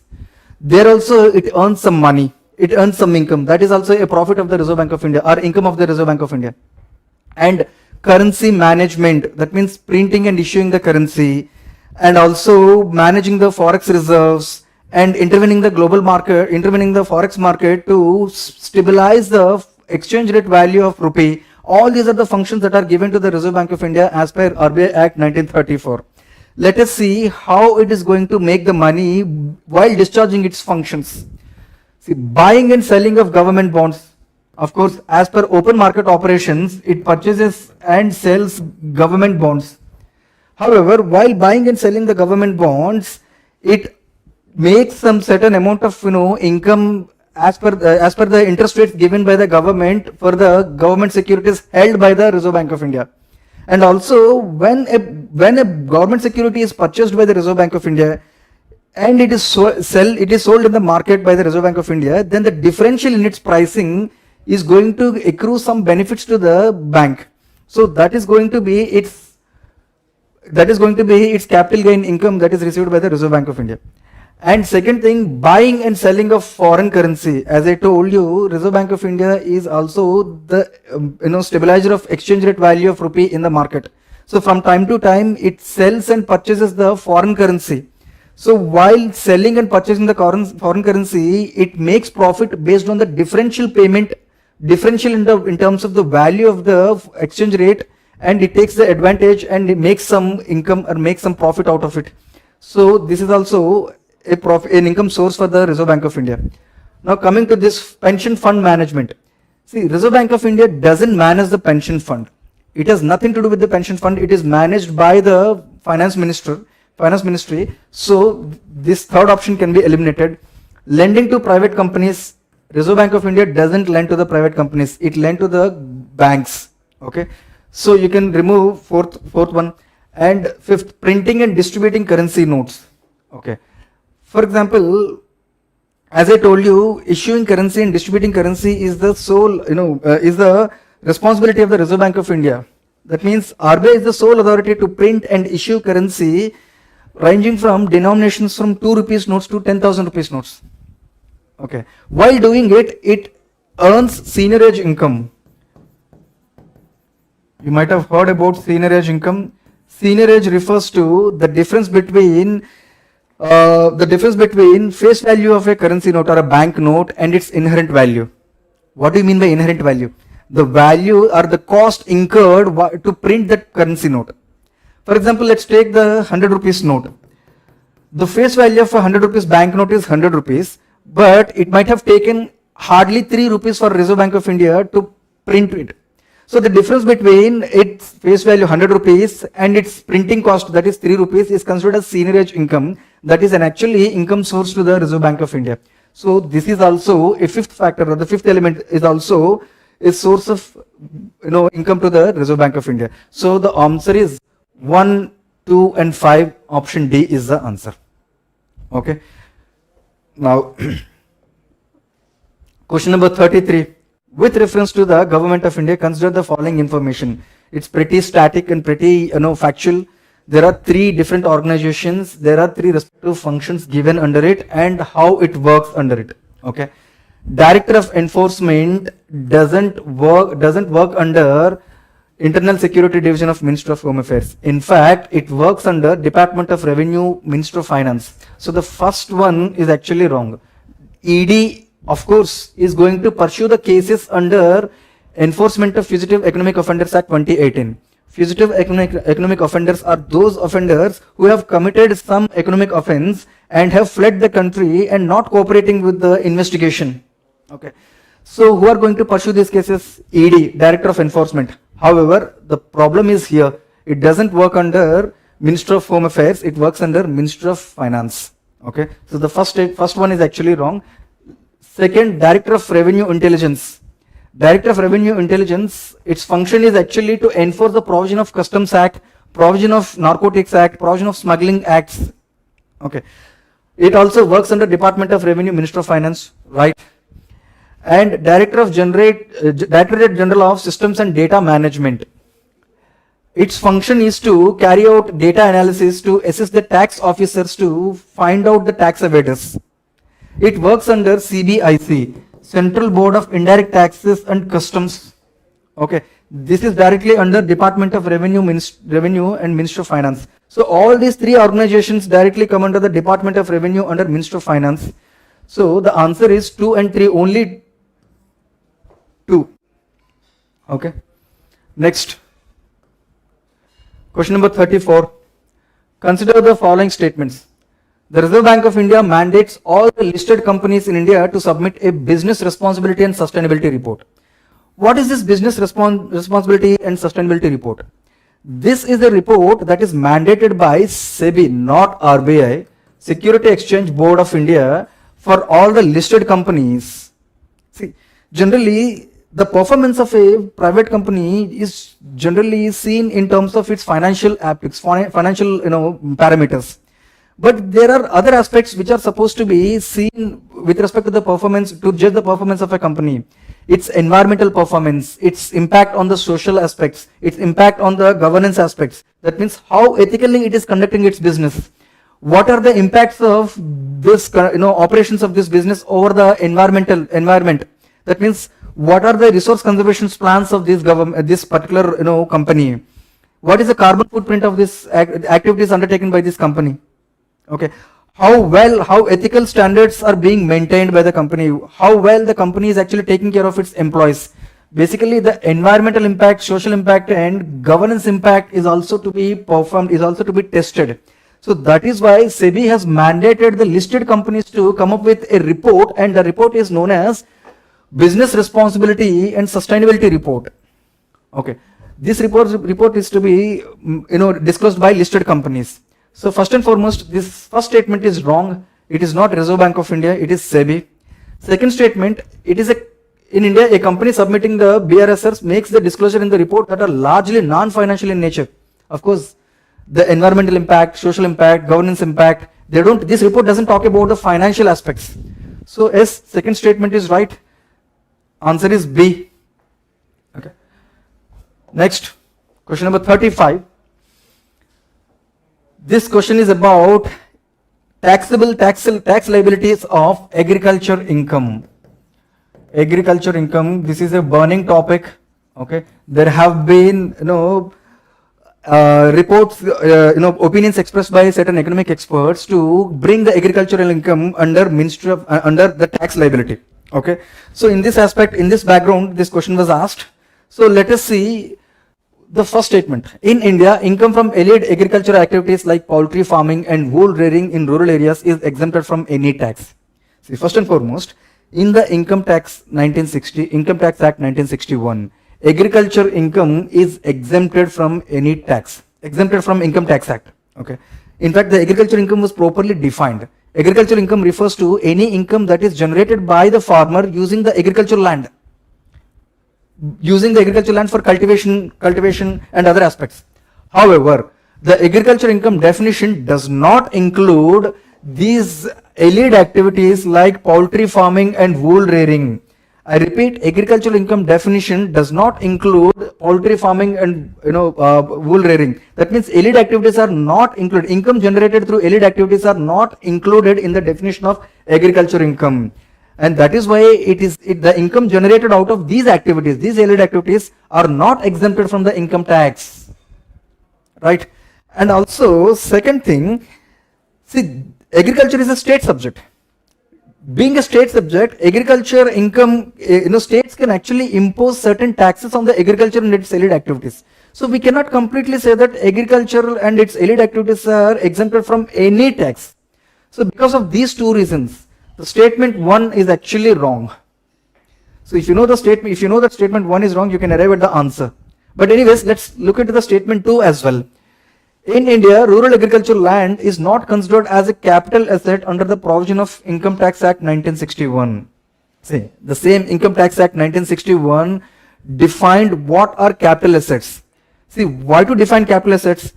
Because for the purpose of imposing capital gains tax, it is very important to define capital assets. So capital assets definition includes shares, gold, and all other assets. In these assets, agricultural land, especially in the rural areas, is not considered as a capital asset. Okay, so hence capital gains tax is not imposed on transactions of agricultural land. Okay, so as statement 2 is right, but statement 1 is wrong. So the answer is D. Right. Next, 37, question number 37. It is with respect to the bond and bond holders. First of all, before answering this question, let me explain you what is a bond. A bond is a debt instrument issued by any company. That means if you are purchasing the bond issued by any entity, you are indirectly giving loan to that company. And the bondholder will keep on receiving the interest rates on the bond. And at the time of the maturity, if you redeem the bond, you are going to receive the principal amount.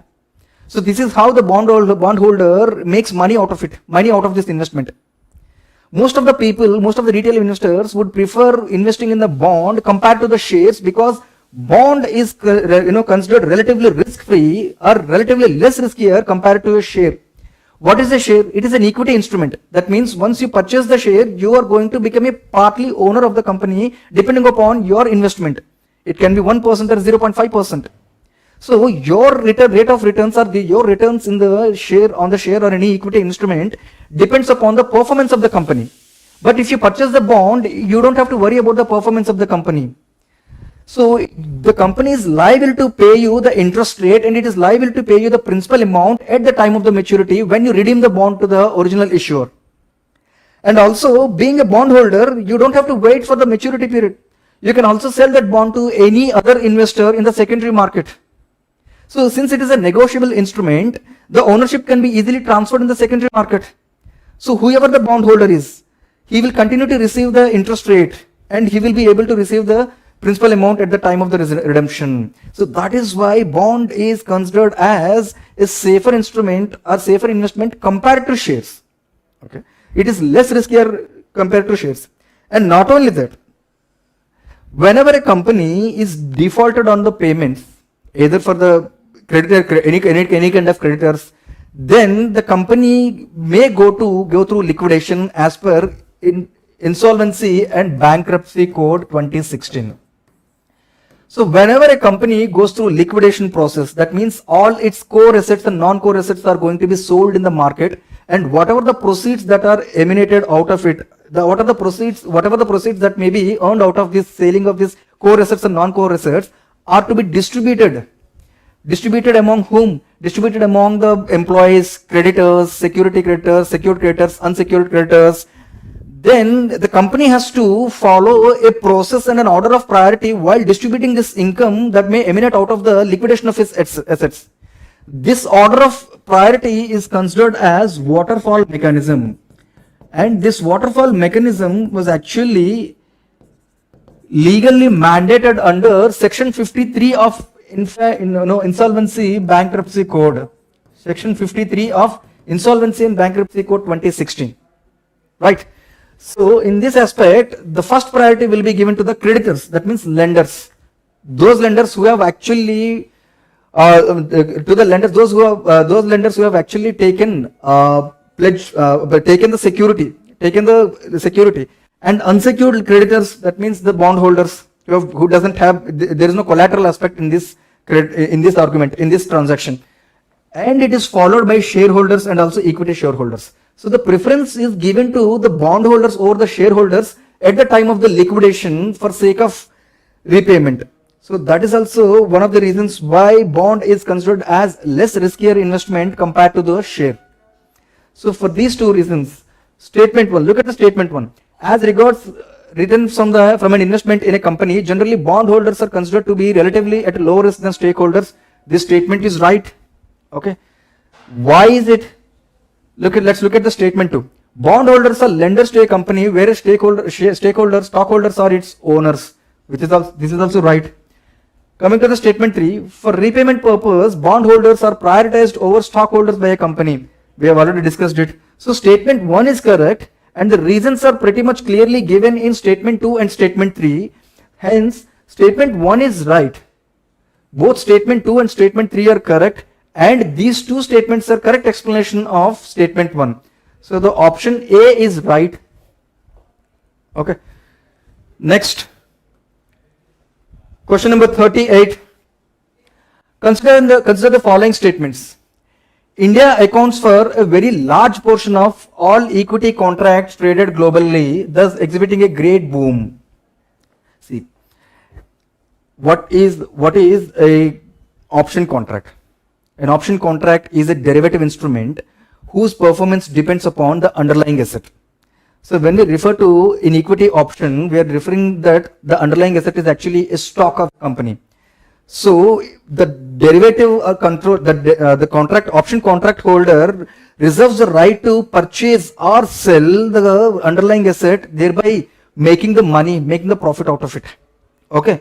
So these derivative contracts have become very much famous in India.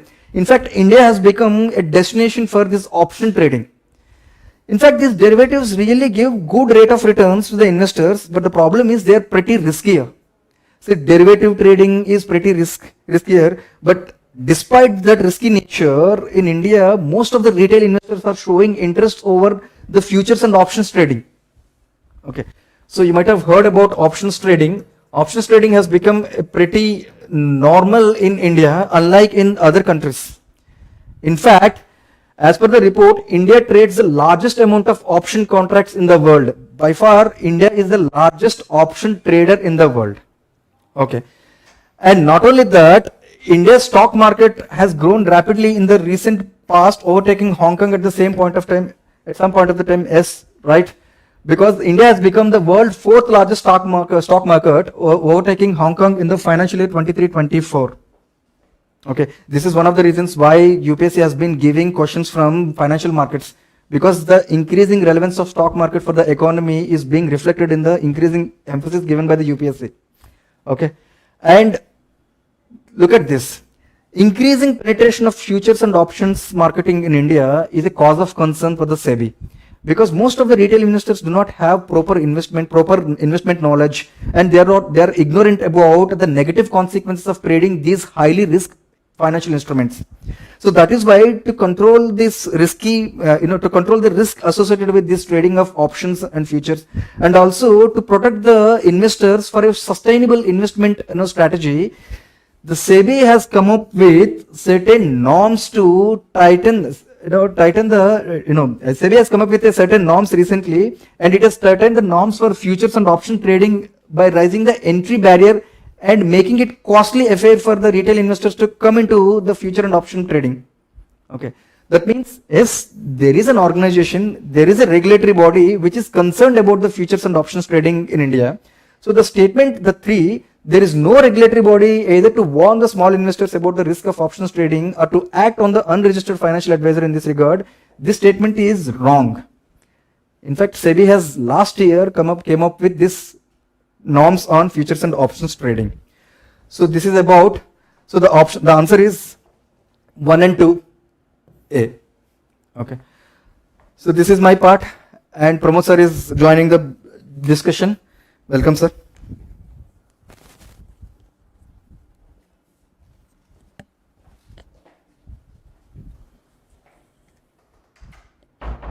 Welcome students, hope you're doing well. And first of all the students who have given the prelims examination. You've done your part and take care of yourself, you'll do well. And if you are getting a decent score of anything above 75 plus, then you should start preparing for mains. Either you are through it, because UPSC keys are very unpredictable, the scores might vary, and thereby it is very unrealistic to come to a conclusion right away that if you don't clear the, if your marks are less, or for that matter, if somebody is saying 1995. So we have to avoid that. Now let's come to the discussion part. I have taken from the Raja sir.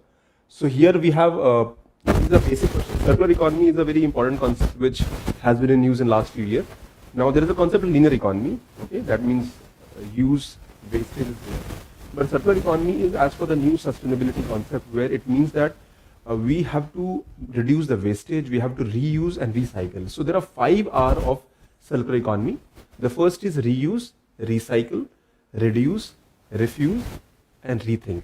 So basically reuse. You have to reuse the same resources. So waste reduction has to be focused. Recycling is again a part. Now if you just look around, normally if you are having, let's say, a conditioner or anything, so there is a concept of reusing the material that is already there. Reduce, that means try to use lesser resources to produce the same output. Refuse, say no, and rethink. So circular economy is about reduction of GSG. Statement 1 is correct here. So reduction of circular economy is reduces the emission of the greenhouse gases. Yes, it is right. As per the concept of sustainability, the idea is to make sure the resources that you have, you are minimizing, and also you are reducing the pollution part. Because today we are living in an era where the economy and environment are intertwined and there is an interdependency. So the resource use has direct correlation with environmental wastage or environmental limitations. So environmental sustainability will depend on how minimally you are able to use the resources and to be able to reduce the wastage, at the same time reduce the emission. So emission of the greenhouse gases is where the focus is also there. So statement 1 is right. Statement 2 reduces, now circular economy reduces the use of raw material. Yes, that is also one of the primary objective. Reduce the use of raw material, and thereby when you are reducing the use of raw material as an input, then you are reducing the resources also. So that way the resources are limited. Remember the first principle of economy, the demands and needs are unlimited and resources are limited. Okay, so thereby this also concept is right statement. Statement 3, circular economy reduces wastage in the production process. Yes, it is also right. How the production process should be, how it should be operationalized, how it should be, efficiency should be brought in, so that the wastage part comes down. And this is also one of the focus in the understanding of production process. So in economy, it is about production, consumption, and distribution of goods and services. So idea is reduce the wastage, reduce the emission, and also reduce the inputs from the wastage. So statement, all 3 statements are right. Now, but let's see the both statement 2 and 3 are correct, and both of them explain statement A. See, statement A is like a macro set, and statement 2 and 3 are like the micro set. Because if you take the concept of 5R, so statement 2 and statement 3 are the concept related with 5R. And statement 1 is in general also about reducing the greenhouse gases, because when you reduce the production process in terms of wastage, that will reduce the greenhouse gases. Also, the use of raw material as the input can also be reduced. So that way, statement 1, 2 are, the statement A looks an option which is suitable. Let's see. Both statement 2 and 3 are correct, but none of them explain statement A. Now this is wrong completely, because B definitely explains, statement 1 is explained by statement 2 and 3. Third is only one of the statement 2 and 3 is correct, and no, both statements are correct. Already we have seen neither statement 2 is also wrong. So here A is the right answer. Now here you have to read the statement multiple times, interpret it in a time-bound manner, and arrive at the solution. But this was an easy one. Statement 1. Anybody who had understanding of basic concept, I had covered this concept in my class also. In my class notes, this concept is there, where I have discussed that. Now coming to the question number 40. Now this is related to budget. So you know that budget, we have receipts and expenditure, right? So receipts are of 2 types: revenue receipts, and capital receipt.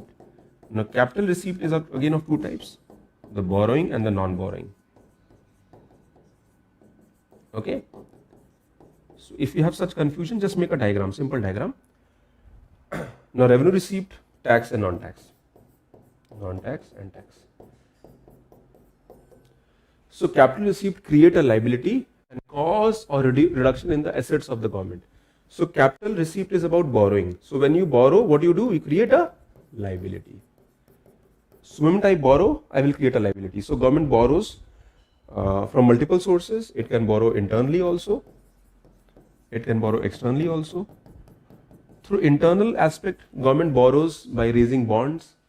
Okay, government GSECs, the dated securities, long term, or the short term treasury bill can also be a source. Similarly, state have state development loans, cash management bills. So that is how the government is able to borrow, and RBI is the facilitator. RBI is the public debt management agency of the government of India. So statement 1, capital received to create a liability. This statement is right. Or cause reduction in the asset. When you borrow, so it is also there. You create a liability or you reduce the asset. So this statement is completely right. Okay, or reduction in the assets of the government. Statement 1 is right. Coming to borrowing and disinvestment are the capital, are the part of capital receipt. So in borrowing, we have now.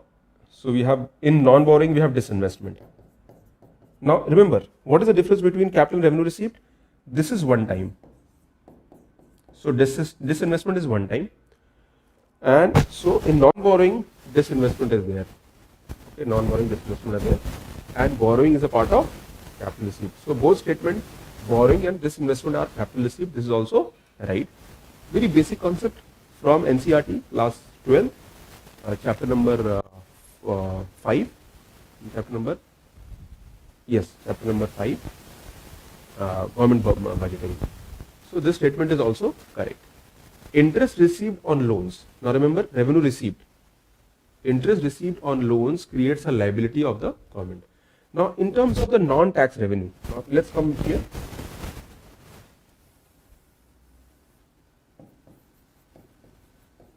So non-tax. So in non-tax, what option do we have? In non-tax, we have interest payments.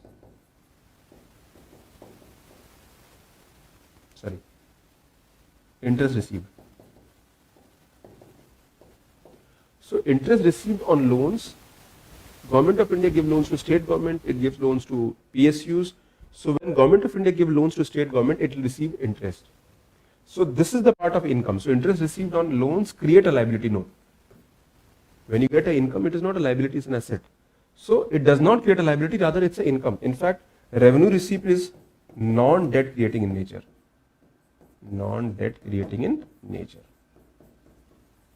So it is very natural that interest received, interest payment is a part of expenditure, but interest received from the loans given by the state government to the state government by the Government of India. So Government of India give loans to the state government, and when the Government of India give loans, they will receive interest in return. So that is naturally, that is not a liability, but that is the income of the government. It's like an asset. So statement 3 is wrong, and thereby 1, that is A, 1 and 2 are right. So whenever you have some understanding, just make a diagram and just link with it. Be very clear. The statements have been, you can very easily solve it direct question. But again, you should not make mistakes in such questions. Again, an easy one. Again, the next question. There are 3 questions related to budget. Interestingly, so expenditure. Now let's talk about expenditure. So in expenditure, we have revenue expenditure and capital revenue and capital expenditure. So what is capital expenditure? One time. Revenue expenditure, recurring. Okay. So revenue expenditure is 80,000 crore and revenue received is 60,000 crore. Okay. The Government of India also shows a borrowing. So borrowing is 10,000 crore. So borrowing is equal to 10,000 crore. And interest payments are 6,000 crore. Which of the following statements are correct? Revenue deficit is 20,000 crore. So revenue deficit is revenue expenditure minus revenue received. So revenue expenditure minus revenue received. Let's say, so this is revenue expenditure minus revenue received. So it is 20,000 crore. This statement is right. 80,000 minus 60,000 is 20,000 crore. So statement 1 is right. Fiscal deficit is equal to 10,000 crore. So fiscal deficit is nothing but it is equal to borrowing. Right?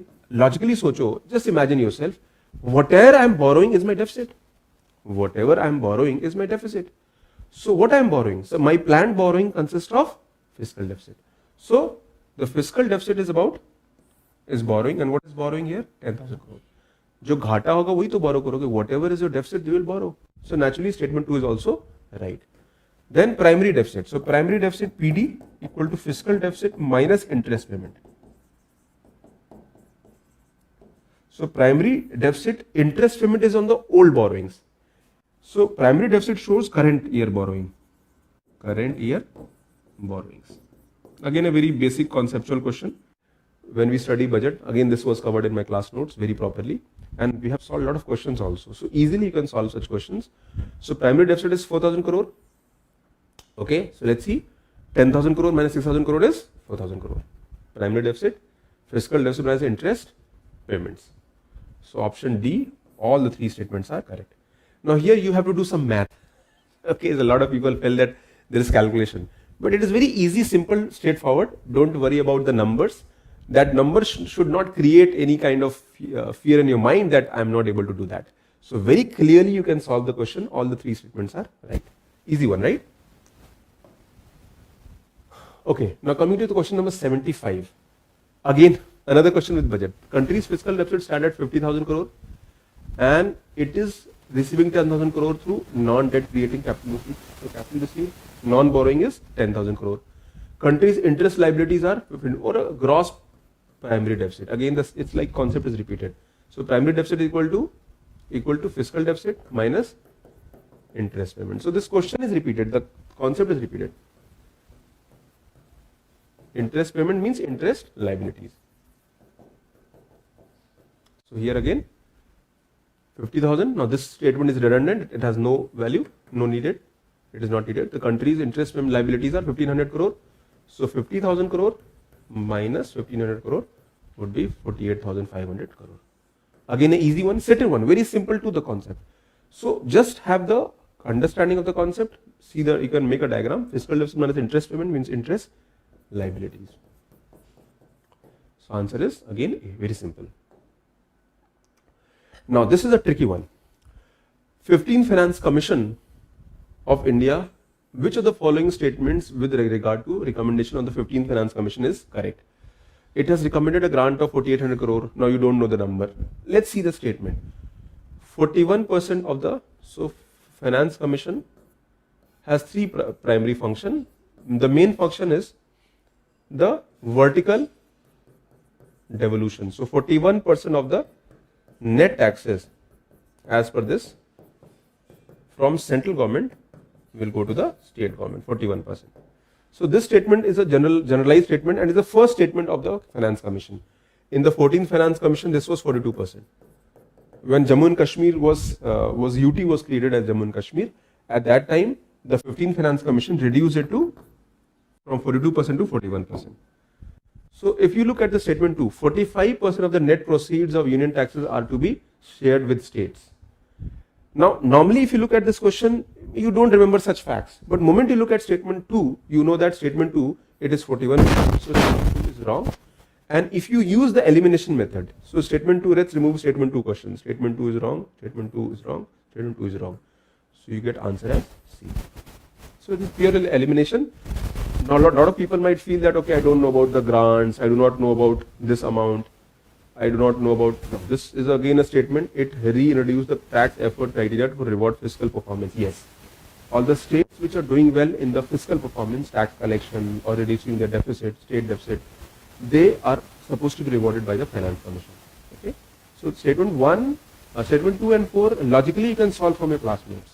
But statement 1 and 3 is not available even in the, it is very detailed information that is available in the 15th Finance Commission detailed report. But if I use the elimination method, I can easily arrive at the answer. So net proceed is 41%, eliminate 2 and here C is the answer. So you don't have to use your brain. You can usually, you don't have to worry about the information. You can use your brain, eliminate the concept and come and arrive at the answer. So be very clear. See, you have UPSC, even in this question, all are conceptual, application based. Your NCRT's understanding has to be thorough. You can easily solve 10, 11 questions out of 17, 18 questions. Okay. Then question number 78. Now again it's a factual question, and normally students should be doing that. RTGS, NEFT payments, we are doing that. And so RTGS means real-time gross settlement. RTGS, real-time gross settlement. For big amount, for bulk amount, you do your RTGS. Is instantaneous, so it is called real-time. Yes, real-time, so it's an instantaneous payment. And it takes some time to settle. But in the case of NEFT is National Electronic Fund Transfer. NEFT, National Electronic Fund Transfer. So when you do NEFT payment, the payments are done in the slots. So it might take some time. So statement 1 is right. Okay, settlement it's instantaneous, while in the case of NEFT it will take time. So statement 1 is right. Real time means on the spot, immediately. In RTGS, customer is charged for inward transaction. So when money is coming in my account, I'll have to be charged. Now this is illogical. For outward, so if I am doing RTGS to you, so I have to pay some amount to the bank. But in your case, you will get the exact amount. Why would you pay for the amount that is coming in your account? So the customer is charged for inward transaction. This is wrong. They are charged for the outward transaction. So if I am making payment to you, I have to pay RTGS fees. But if the amount is coming in your account, you don't have to pay any single penny. So this statement is wrong. While in that case, that is not the case with NEFT. Again, in NEFT, logically, in NEFT, no inward and outward payment is there. But some banks do charge NEFT charges. Some banks do charge. Ideally, RBI says that it is not needed. So statement 2 is wrong, very incorrect. Operating hours for RTGS and restricted on the certain days. While RTGS, earlier it was restricted, but RTGS and NEFT, if you look and check it, it is 24/7, 365 days. But banks do close their payment system for operational shutdown, schedule maintenance. But that is something that will not consider. So operating hours for RTGS are restricted on certain days. This statement is again, it is not restricted logically as per the RBI's mandate. So A is the only right option here. So again, this is the factual information you might know because by logic you can find 1 is the answer. And by logic you can eliminate 2. So let's see if you can eliminate 2. So 2, if you eliminate 2, again you have to know whether 3 is right or wrong. Okay. So again, it's a factual question. Either you know or you don't know. Guess. You might get the answer incorrect. So the information is that you can see the answer. Now coming to which of the above. Now UPI has become international. We all know. Okay. And thereby many countries have facilitated UPI as a payment. So recently UAE was in news and France was in news. Bangladesh and Germany are not the part of UPI payments. So 2 is eliminated.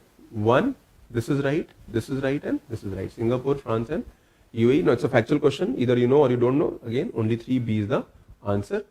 Countries where UPI is directly accepted for transactions: Bhutan, Singapore, UAE, Nepal, Sri Lanka, Mauritius and France. It is not allowed in Bangladesh and Germany. So B is the correct answer. So very logically you can arrive at the solution by doing this. Now it's a factual question. Pradhan Mantri Surya Ghar Muft Bijli Yojana. So it targets 1 crore household rooftop. Yes, this statement is right. Again, a factual question. Either you know or don't know. If you don't know, don't attempt this question. The Ministry of Renewable Energy aims to impart training on installation, preparation, maintenance and repair of solar at grassroots level. Yes, this is right. The idea is to revolutionize the rooftop solar panel, also to connect with the grid, or independent standalone units. It aims to create more than 3 lakh skilled manpower through fresh skilling. This statement is also right, but for that you need to go to the website of the Government of India. I went to the website and saw these information, and they were, factually the same statement were taken from the government website. So when you're going for a government scheme, make sure that you do that as well. Okay, so in that situation, D is the right answer. All 3 options, 1, 2 and 3 are right. So that completes the economic section. I'll be taking current affairs section also in the end. Now Vineet sir will come for the history of art. Just wait a few seconds.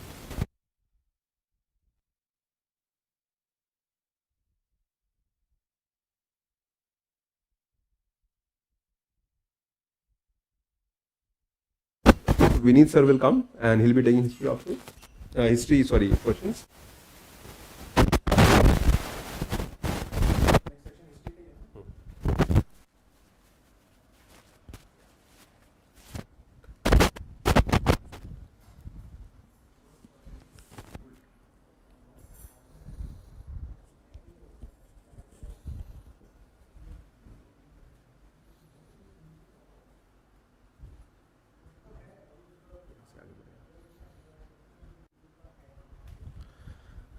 Okay, friends. So now this time we find that there are 16 questions from history, and almost all questions are doable. So at least 12 or 13 questions, or you can say 14 questions are directly from old NCERT and new NCERT.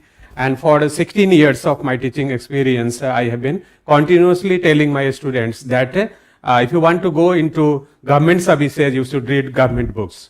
So therefore, like you see, find this time that almost all questions are from old NCERT, new NCERT, and some questions are from IGNOU materials also, IGNOU BA materials also. So when we talk about the 16 question, 3 questions are there from medieval history, 6 questions are there from ancient history, and 7 questions are there from modern history. So UPSC has created a very good balance among the all 3, you can say, sections of history this time. So when we talk about the, you see the first question, it's about Raja Ram Mohan Rai. You know, Raja Ram Mohan Rai was the pioneer of socio-religious reform movement. And so there are 2 statements related to, you can say, his, you can say, perceptions or his theme. So about the Raja Ram Mohan Rai, the first statement, he possessed the great love and respect for the traditional philosophical system of the East. So you know that Raja Ram Mohan Rai, we say that he was a confluence between the East and West. It means that the best of the East and the best of the West, he tried to merge together. So in that sense, we find that he was having very much focus on Vedanta, means you can say the Upanishadaj philosophy, and that's why you see that he was saying that we should take the positive aspects of our, you can say, Indian culture, Indian philosophy. So this statement is correct one. Our second statement, he desired his countrymen to accept the rational and scientific approach also. So he said that the positive aspects of enlightenment and Renaissance, which are there in the Western, you can say, world at that point of time, because you know that 14th and to 16th centuries or 16th to 18th centuries were the centuries of Renaissance and Enlightenment. So we find that he was also trying to have focus on those positive aspects of Western world, and so he was trying to basically make a confluence between the Eastern and Western philosophies. That's why this statement is also correct. So answer would be C, means the first and second both statements are correct. Now when we talk about this, the second question, you see, consider the following subject with regard to non-cooperation program. The first statement is boycott of law, courts and foreign courts. So this is correct statement, because you see that the non-cooperation movement was having 2 types of programs. The, you can say, Swaraj program, or you can say Swadeshi programs or boycott programs. It means that basically he was focusing on the boycott, Gandhi especially, who led the movement. So the people were focusing on, the leaders were focusing on the boycott program. So under that, the law courts and the foreign courts were to be boycotted.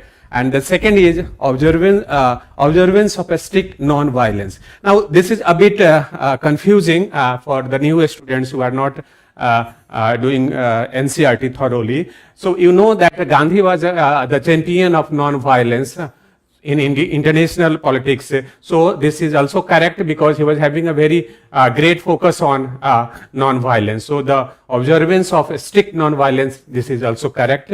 And then the third statement, retention of titles and honors without using them in public, this is a wrong statement.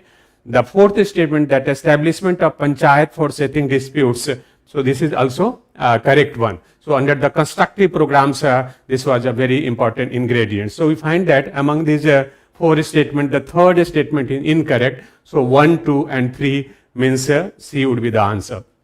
Now this question, it is also there in NCERT in different you can say paragraphs, but in IGNOU, when you go with the IGNOU material, in a very particular you can say paragraph, all these programs of non-cooperation movement are there. So therefore the 3 statements are correct and 1 statement is wrong. So the answer would be C.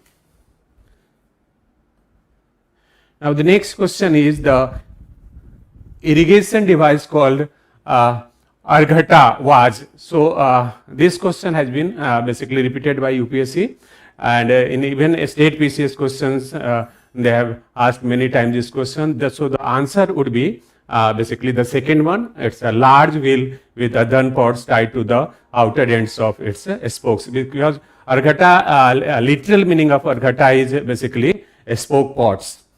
So the answer would be B for this question. When we go for the next question, we find that who among the following rulers in ancient India had assumed the titles Matbilasa, Vichitra Chita, and you can say Gunvara.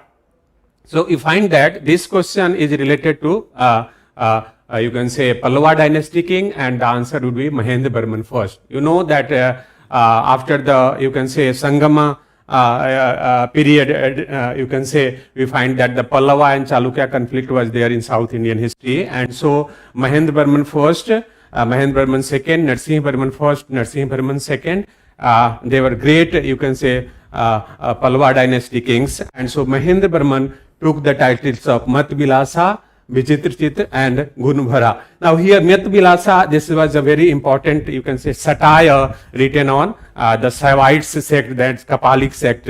So this is a kind of satire, and he also took the title of Matbilasa, and he also wrote a satire named by Matbilasa. So you find that A would be the natural choice, and this is very much there in the new NCERT as well. When we talk about, you can say another question, who among the following rulers in ancient India had assumed the, we have already done this. So Matbilasa, Vichitrachit, and Gunvara, that title was or were taken by Mahendra Burman first. Now next question, who among the following led a successful military campaign against the kingdom of Sri Vijaya, the powerful maritime state which ruled the Malay Peninsula, Sumatra, and Java?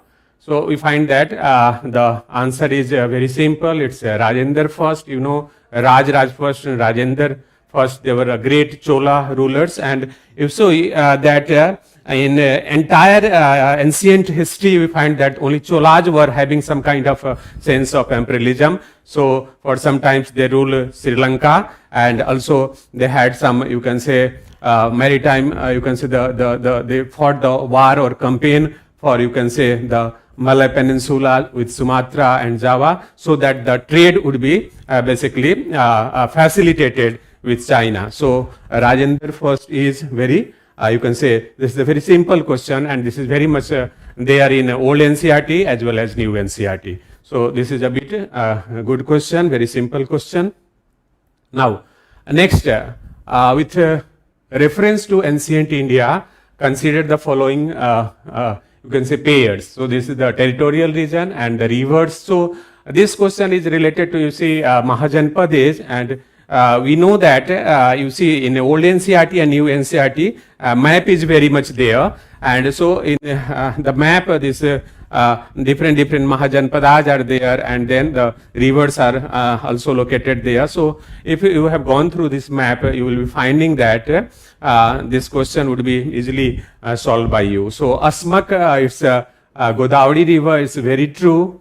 And then you can say Kamboja Bipasa, it's you can say incorrect answer, because Kamboja is related to Kabul river. Avanti, it's Mahanadi, it's also wrong. Avanti is you can say nearby Narmada river, and so Kosala Saryu, this is the correct one. So option 1 and option 4, they are correct one, and so we find that B for Bombay would be the answer, because first and fourth option are correct, and this is very much there in you can say in new NCERT and old NCERT maps. So we must understand that the maps are to be studied very thoroughly, because every year UPSC asks some question based on maps. So at least the maps which are there in NCERT, you have to go through that.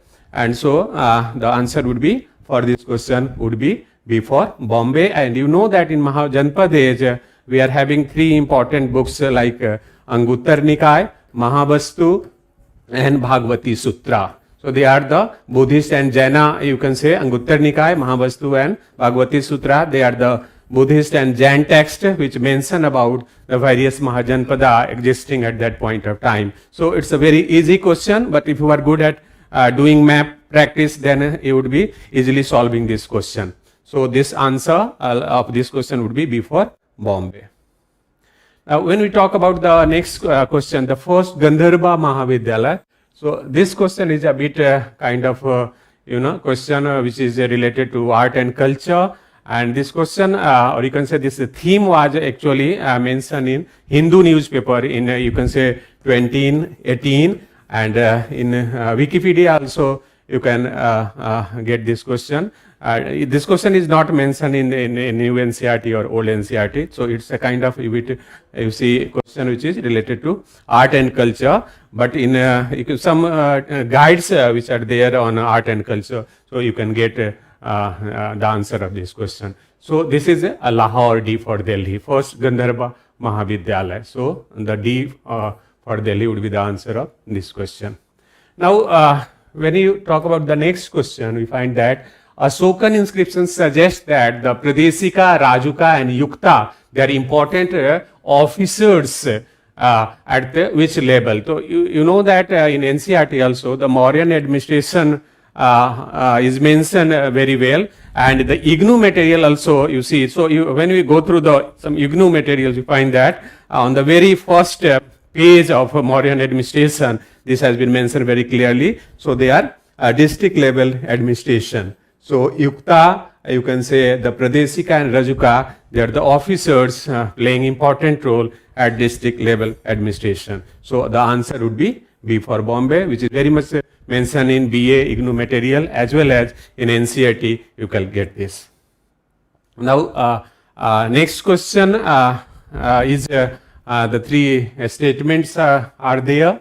You can say, or only two statements. So consider the following statement in respect to the non-cooperation movement. So the first statement, the Congress declared the attainment of Swaraj by all legitimate and peaceful means to be its objective. So we find that there are three objectives of non-cooperation movement. The first was to attain Swaraj. The second was to have justice for, you can say, the Caliph. And the third is justice for, you can say, victims of Jallianwala Bagh massacre. So we find that the first statement is very much correct. The second is it was to be implemented with civil disobedience and non-payment of taxes for the next stage of Swaraj did not come within a year, and the government resorted the repression. So this statement is also correct. Now these two statements are very much mentioned in IGNOU books, and in different paragraphs you can get the two statements in old NCERT as well. So this, both statements are correct, and so the answer would be C of this question. So this non-cooperation movement, we find that there are two questions this time, and they are very much interlinked. So if your concept is clear, or even you can say if you solve one question, so easily the second question would be solved by you. So now this time two questions from non-cooperation movement they have asked, and they are there in IGNOU materials in one paragraph, and you see that they are also mentioned in different paragraphs of old NCERT. Now when we talk about the next question, sedition has become my religion was the famous statement given by Gandhi at the time of. Now this is very, very important, you can say, statement, though this is not mentioned you can say in NCERT, like the exact statement is not there. But if you have the understanding, you know that after the, you can say, suspension of non-cooperation movement, Gandhi was charged with sedition and he was put into jail. So at that point of time, basically, Gandhi said that I am very fortunate enough that I am being charged with the same, you can say, sedition charge which was there on Tilak. So you know that Tilak was also charged with the sedition in 97 and 1908. So therefore, this sedition charge was also, you can say, brought with Gandhi, and so this statement was basically given by Gandhi in 1922 generally, but again it was repeated by you see Gandhi at the time of, you can say, the you can say civil disobedience movement when he was breaking the salt laws. So the you can say the answer for this question would be B for Bombay. Now when we go for the next question, we find that the famous female figurine known as dancing girl found at Mohenjo-daro is made of? So very easy question, which is there in old NCERT as well as you can say new NCERT. So you see there's a you made of bronze. I know bronze is made of tin and copper, and so this is very, very famous, you can say, finding from Mohenjo-daro, and so easy question. So the answer would be C. Now next question is who provide legal defense of the people arrested in the aftermath of Chauri Chaura incident? So you know that due to the violence which took place at the time of Chauri Chaura, Gandhi suspended the movement, and when there was a, you can say, charge against people by the government, we find that these two great people, Madan Mohan Malviya and Krishna Pant, they came forward and basically they provided legal defense to the people arrested under this charge. So now this direct actually factual information is not there in NCERT, but if you do the you can say a bit kind of elimination, easily you would be getting the answer, because Madan Mohan Malviya is very much related to, you can say, Uttar Pradesh or Eastern UP area, Banaras, and he established BHU also, and so C.R. Des was in Bengal. So you can eliminate these topic, you can say these two options as well as these options, and this is also mentioned on, you can say, various pages in different books written on Madan Mohan Malviya. And if you go with the Mahamana Malviya mission website, it is mentioned also. So for this question, the answer would be B for Bombay, because legal defense to the people arrested in the aftermath of Chauri Chaura incident was provided by Madan Mohan Malviya and Krishna Pant. Now, when we talk about the next question, we find that the subsequent to the which one of the following events, Gandhiji, who consistently opposed untouchability, appealed for its eradication from all the spheres, decided to include the upliftment of Harijans in his political and social program. So the option is a bit easier here. Now the Pune Pact, because you know Ambedkar and Gandhi, they both tried to uplift, you can say, the situation of untouchables, and this was the first, you can say, formal pact between Ambedkar and Gandhi, and so both of them, they contributed for the upliftment of untouchables. So here the obvious, you can say, choice is A. So this is the answer of this question. Now again, consider the following fruits brought by or introduced in India by Portuguese. So we find that all these fruits, papaya, pineapple and guava, they were brought to India by Portuguese. So here you find that C would be the answer, because all three options given by UPSC are correct. Now when we talk about the next question, we find that who among the following was founder of self-respect movement? So it's also information based question, but very easy information, and so we find that the Periyar E. Ramaswamy Naik, like he was the founder of self-respect movement. So this is the answer of this question. So you see, this is all about, you can say, history related questions. Questions are very easy. At least out of 16 questions, you can say 12 to 13 questions are solvable easy, and you can solve them, and they are from directly or indirectly from old NCERT, new NCERT, and some questions they are from IGNOU material. Now Bagh sir is coming. He would be taking the next section.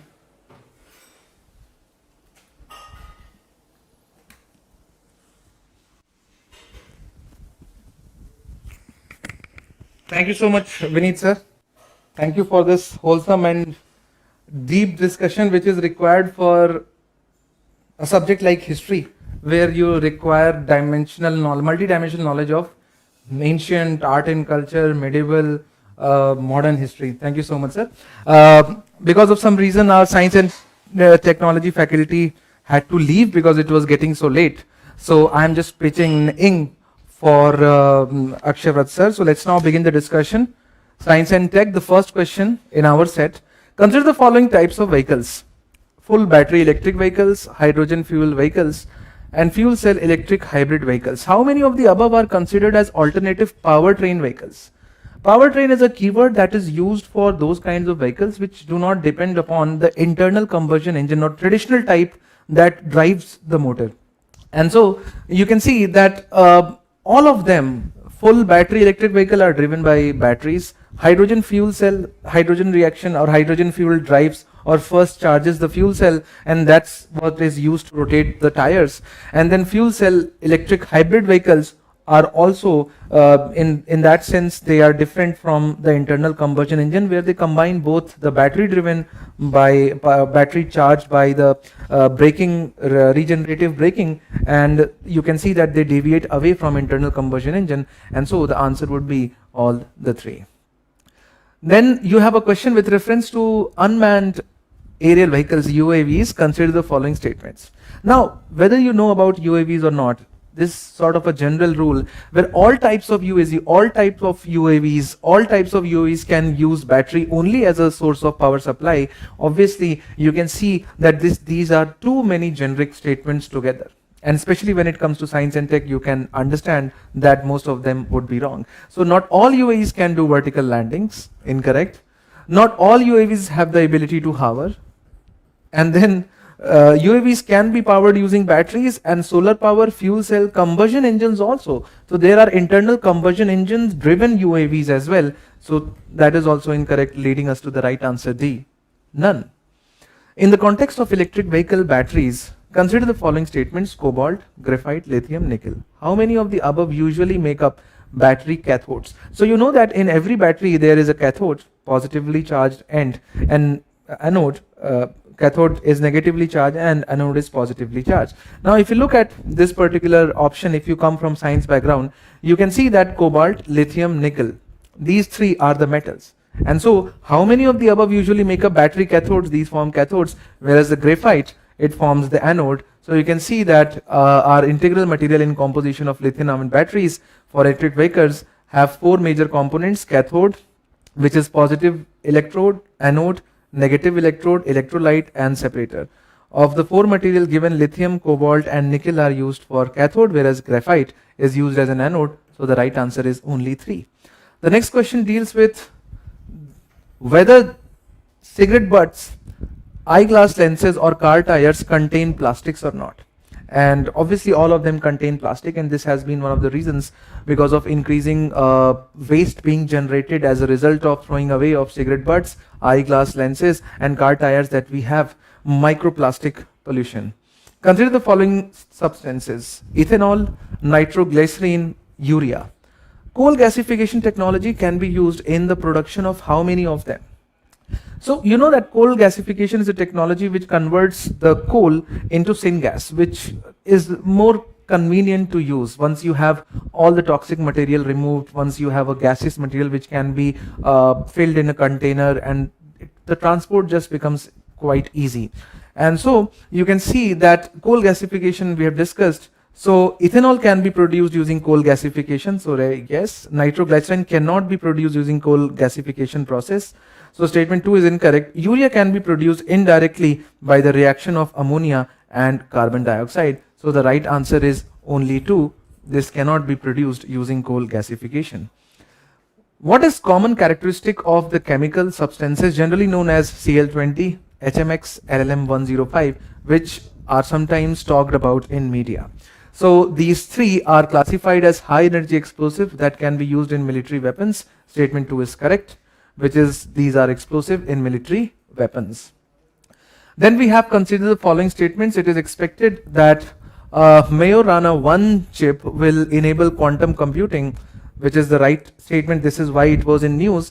Majorana 1 chip has been introduced by AWS. Incorrect statement, because it has been introduced by Microsoft. You can see that Majorana was recently introduced by Microsoft. Deep learning is a subset of machine learning.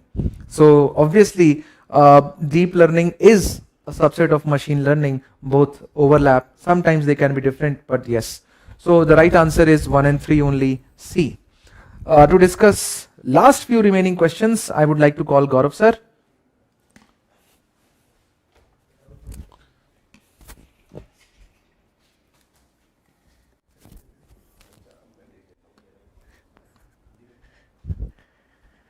Hi everyone. So moving forward. So this is question number 8. Just a minute. Yeah. So there are 3 statements in relation to, so monoclonal antibodies. And if we see the statement 1 is that they are man-made proteins, this is correct. They stimulate the immunological functions due to their ability to bind the specific antigens. This is also right. And they are used in treating viral infections. Yeah. So all these statements are correct, and therefore option D is the right answer. Next question is, there are 3 statements in relation to virus, and you have to, so this one was relatively an easy question because obviously every year in Science and Tech we discuss about virus and we read about it. It is written that no virus can survive in ocean waters. Number of virus in ocean waters is more than that we can comprehend. Okay, so this is incorrect.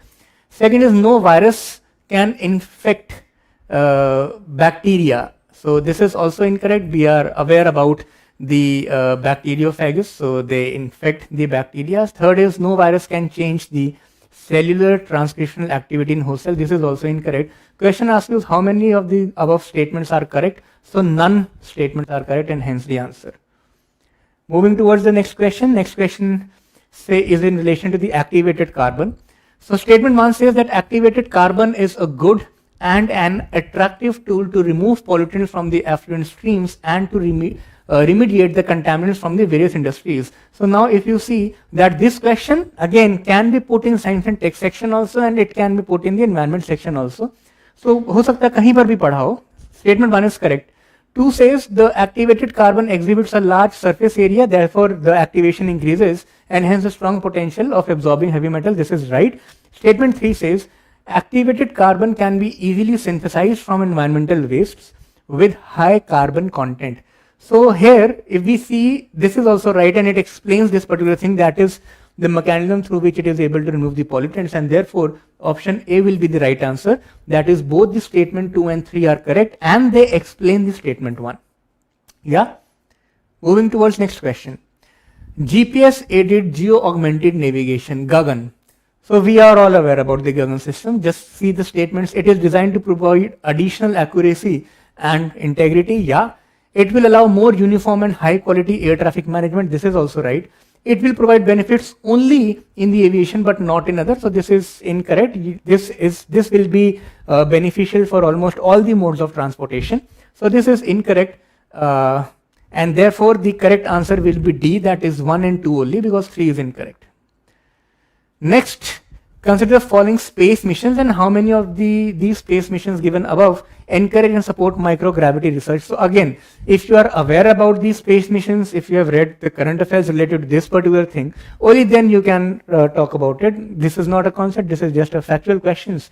So we have Axiom 4, we have Spardex, and then we have Gaganyaan. Answer right is C, that all of these missions are going to talk about microgravity research.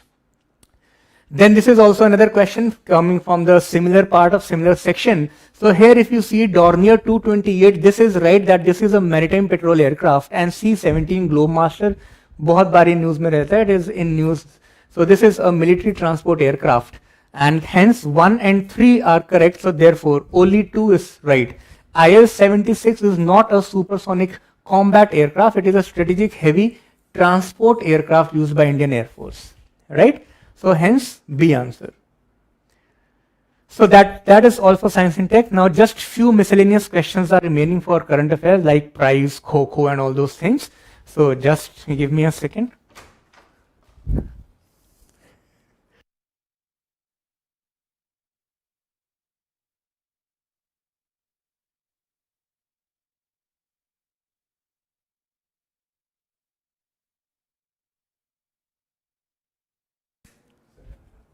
Hello guys, so let's discuss the current affair part. Thank you, sir. So current affair is my area, I take current affair. Now these are factual areas, so I'll just take few minutes to complete this area. So let's take one by one. The first question is about Gokul mission, a very important mission. So Gokul mission is mainly about how do we promote the indigenous breeds of cows and buffaloes in the country. And the reason why indigenous breeds are being promoted is because these breeds are very friendly for Indian environment. India has a tropical climate. So foreign breed survival is a challenge and they require extra support. and they are very much adapted to the current ecosystem, and thereby they promote also the nutrition that they provide in terms of milk and other, that is also better. So it is important for uplifting the rural population. For majority of low producing indigenous animals are with small and marginal farmers. So as we know that 88% of Indian farmers are small and marginal, and thereby they depend on indigenous. So for example, Sahiwal is a cow, it's an indigenous breed. So we promote that in the Gokul mission. It was initiated to promote indigenous cattle and buffalo rearing and conservation in a scientific and holistic manner. There is also statement, both the statement are right, answer is C. So it's a very factual to the point statement that, so moment you read about the scheme, automatically you'll be able to solve it. Who amongst the following are the members of the jury to select the recipient of the Gandhi Peace Prize? So Gandhi Peace Prize consists of 3 people who decide. So President of India is not there, but Prime Minister, Chief Justice and Leader of Opposition is there. So it's a factual question. Now Gandhi Peace Prize is given regularly, and thereby it is very natural for students to know that. So here 2, 3, 4, C is the right answer. Again a factual one, nothing much here. Either you know or you don't know. That is a problem with current affairs. Now again here, International Year of Women Farmer. No, we don't have any such concept as Women Farmer International Year. International Year for Sustainable and Resilient Tourism 2027. This statement is factually right. So statement 2 is correct, and as per the International Year of Sustainable Resilient Tourism. The third is International Year of Peace and Trust. This is 2021. So this statement is wrong. First statement is also wrong. International Year for Asteroid Awareness and Planetary Defense 2029. This statement is also right. So B is the right. Now such questions, there are utmost caution is needed, and thereby we have to make sure either you solve them. A lot of people attempt 95, 96. Again, don't take guess in such questions, because the statements are either you know or you don't know. So again, question 2, Kho-Kho World Cup. Now Kho-Kho World Cup was in news. This event was held in Delhi, that is right. And it was held, and here Indian women beat Nepal, this is right. And the score has been swapped. Okay, so Indian women beat Nepal with this score, and Indian women beat Nepal by this score. So again, it is almost impossible to solve such question, because who would know that how much you beat by what score? So again, such questions should be avoided entirely. I'm not, but the answer here is A. It is not possible for a normal human being to understand, retain such facts. Now again, Gukesh Domaraju again was in news, International Chess Championship. In the finals of held in the, became the world's youngest winner after defeating the, now remember chess tournaments are, they're not about knockout, they're about team based. Okay, so statement 1 is incorrect, as he won, becoming the youngest player to win the candidates tournament, and he qualified for World Chess Championship, but there is no final match of the Olympiad like World Cup. It is a team based event, so not a knockout. So even though half statement is right, half statement is wrong, but overall this is a wrong statement. Abhimanyu Mishra, an American chess player, holds record of becoming youngest ever grandmaster. This is also right. He became grandmaster at age of 12 years, 4 months and 25 days in 2021. Again, who would know such factual data, 4 years old data? So B is the right answer here, but again, we need to avoid such questions. Almost impossible to attempt.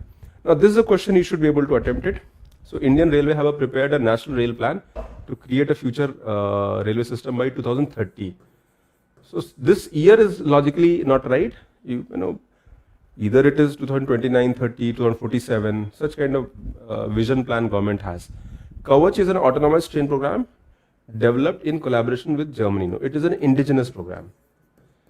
Okay, so which of the statement are not correct? So first statement is not correct, and Kavach is an indigenous program, so this statement is also not correct. Kavach system consists of RFID tags fitted on the track and in the station section. This statement is right. For detail, you can go through the entire how the Kavach system works. Very detailed information is there. But again, this is something that students should be knowing that.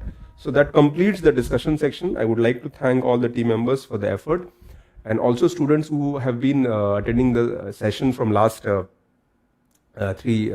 3 hours. I laud the spirit that people have.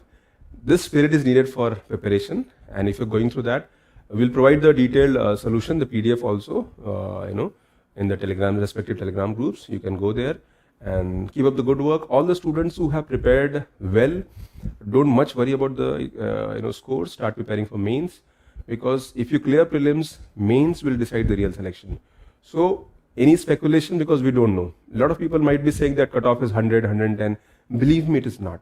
the scores are going to be lesser because there will be normalization. Also, CSAT paper was not so easy as we expected. So it is very natural that scores will be similar to or even lesser than because the sections were easy, but there were sections which were not undoable or tough also. So thank you very much for the entire team of the Extra OIS team and Edge IAS. We have come together on a platform to deliver quality learning and understanding. Take care. God bless you. Keep up the good work and keep the journey alive, because you will crack the exam if you sustain the process. And eventually, this is a marathon. So journey is just begun. A temporary pause is needed. Just take few days rest and start with mains preparation, irrespective of the outcome of the exam, outcome of the prelims exam. God bless you. Take care. Bye.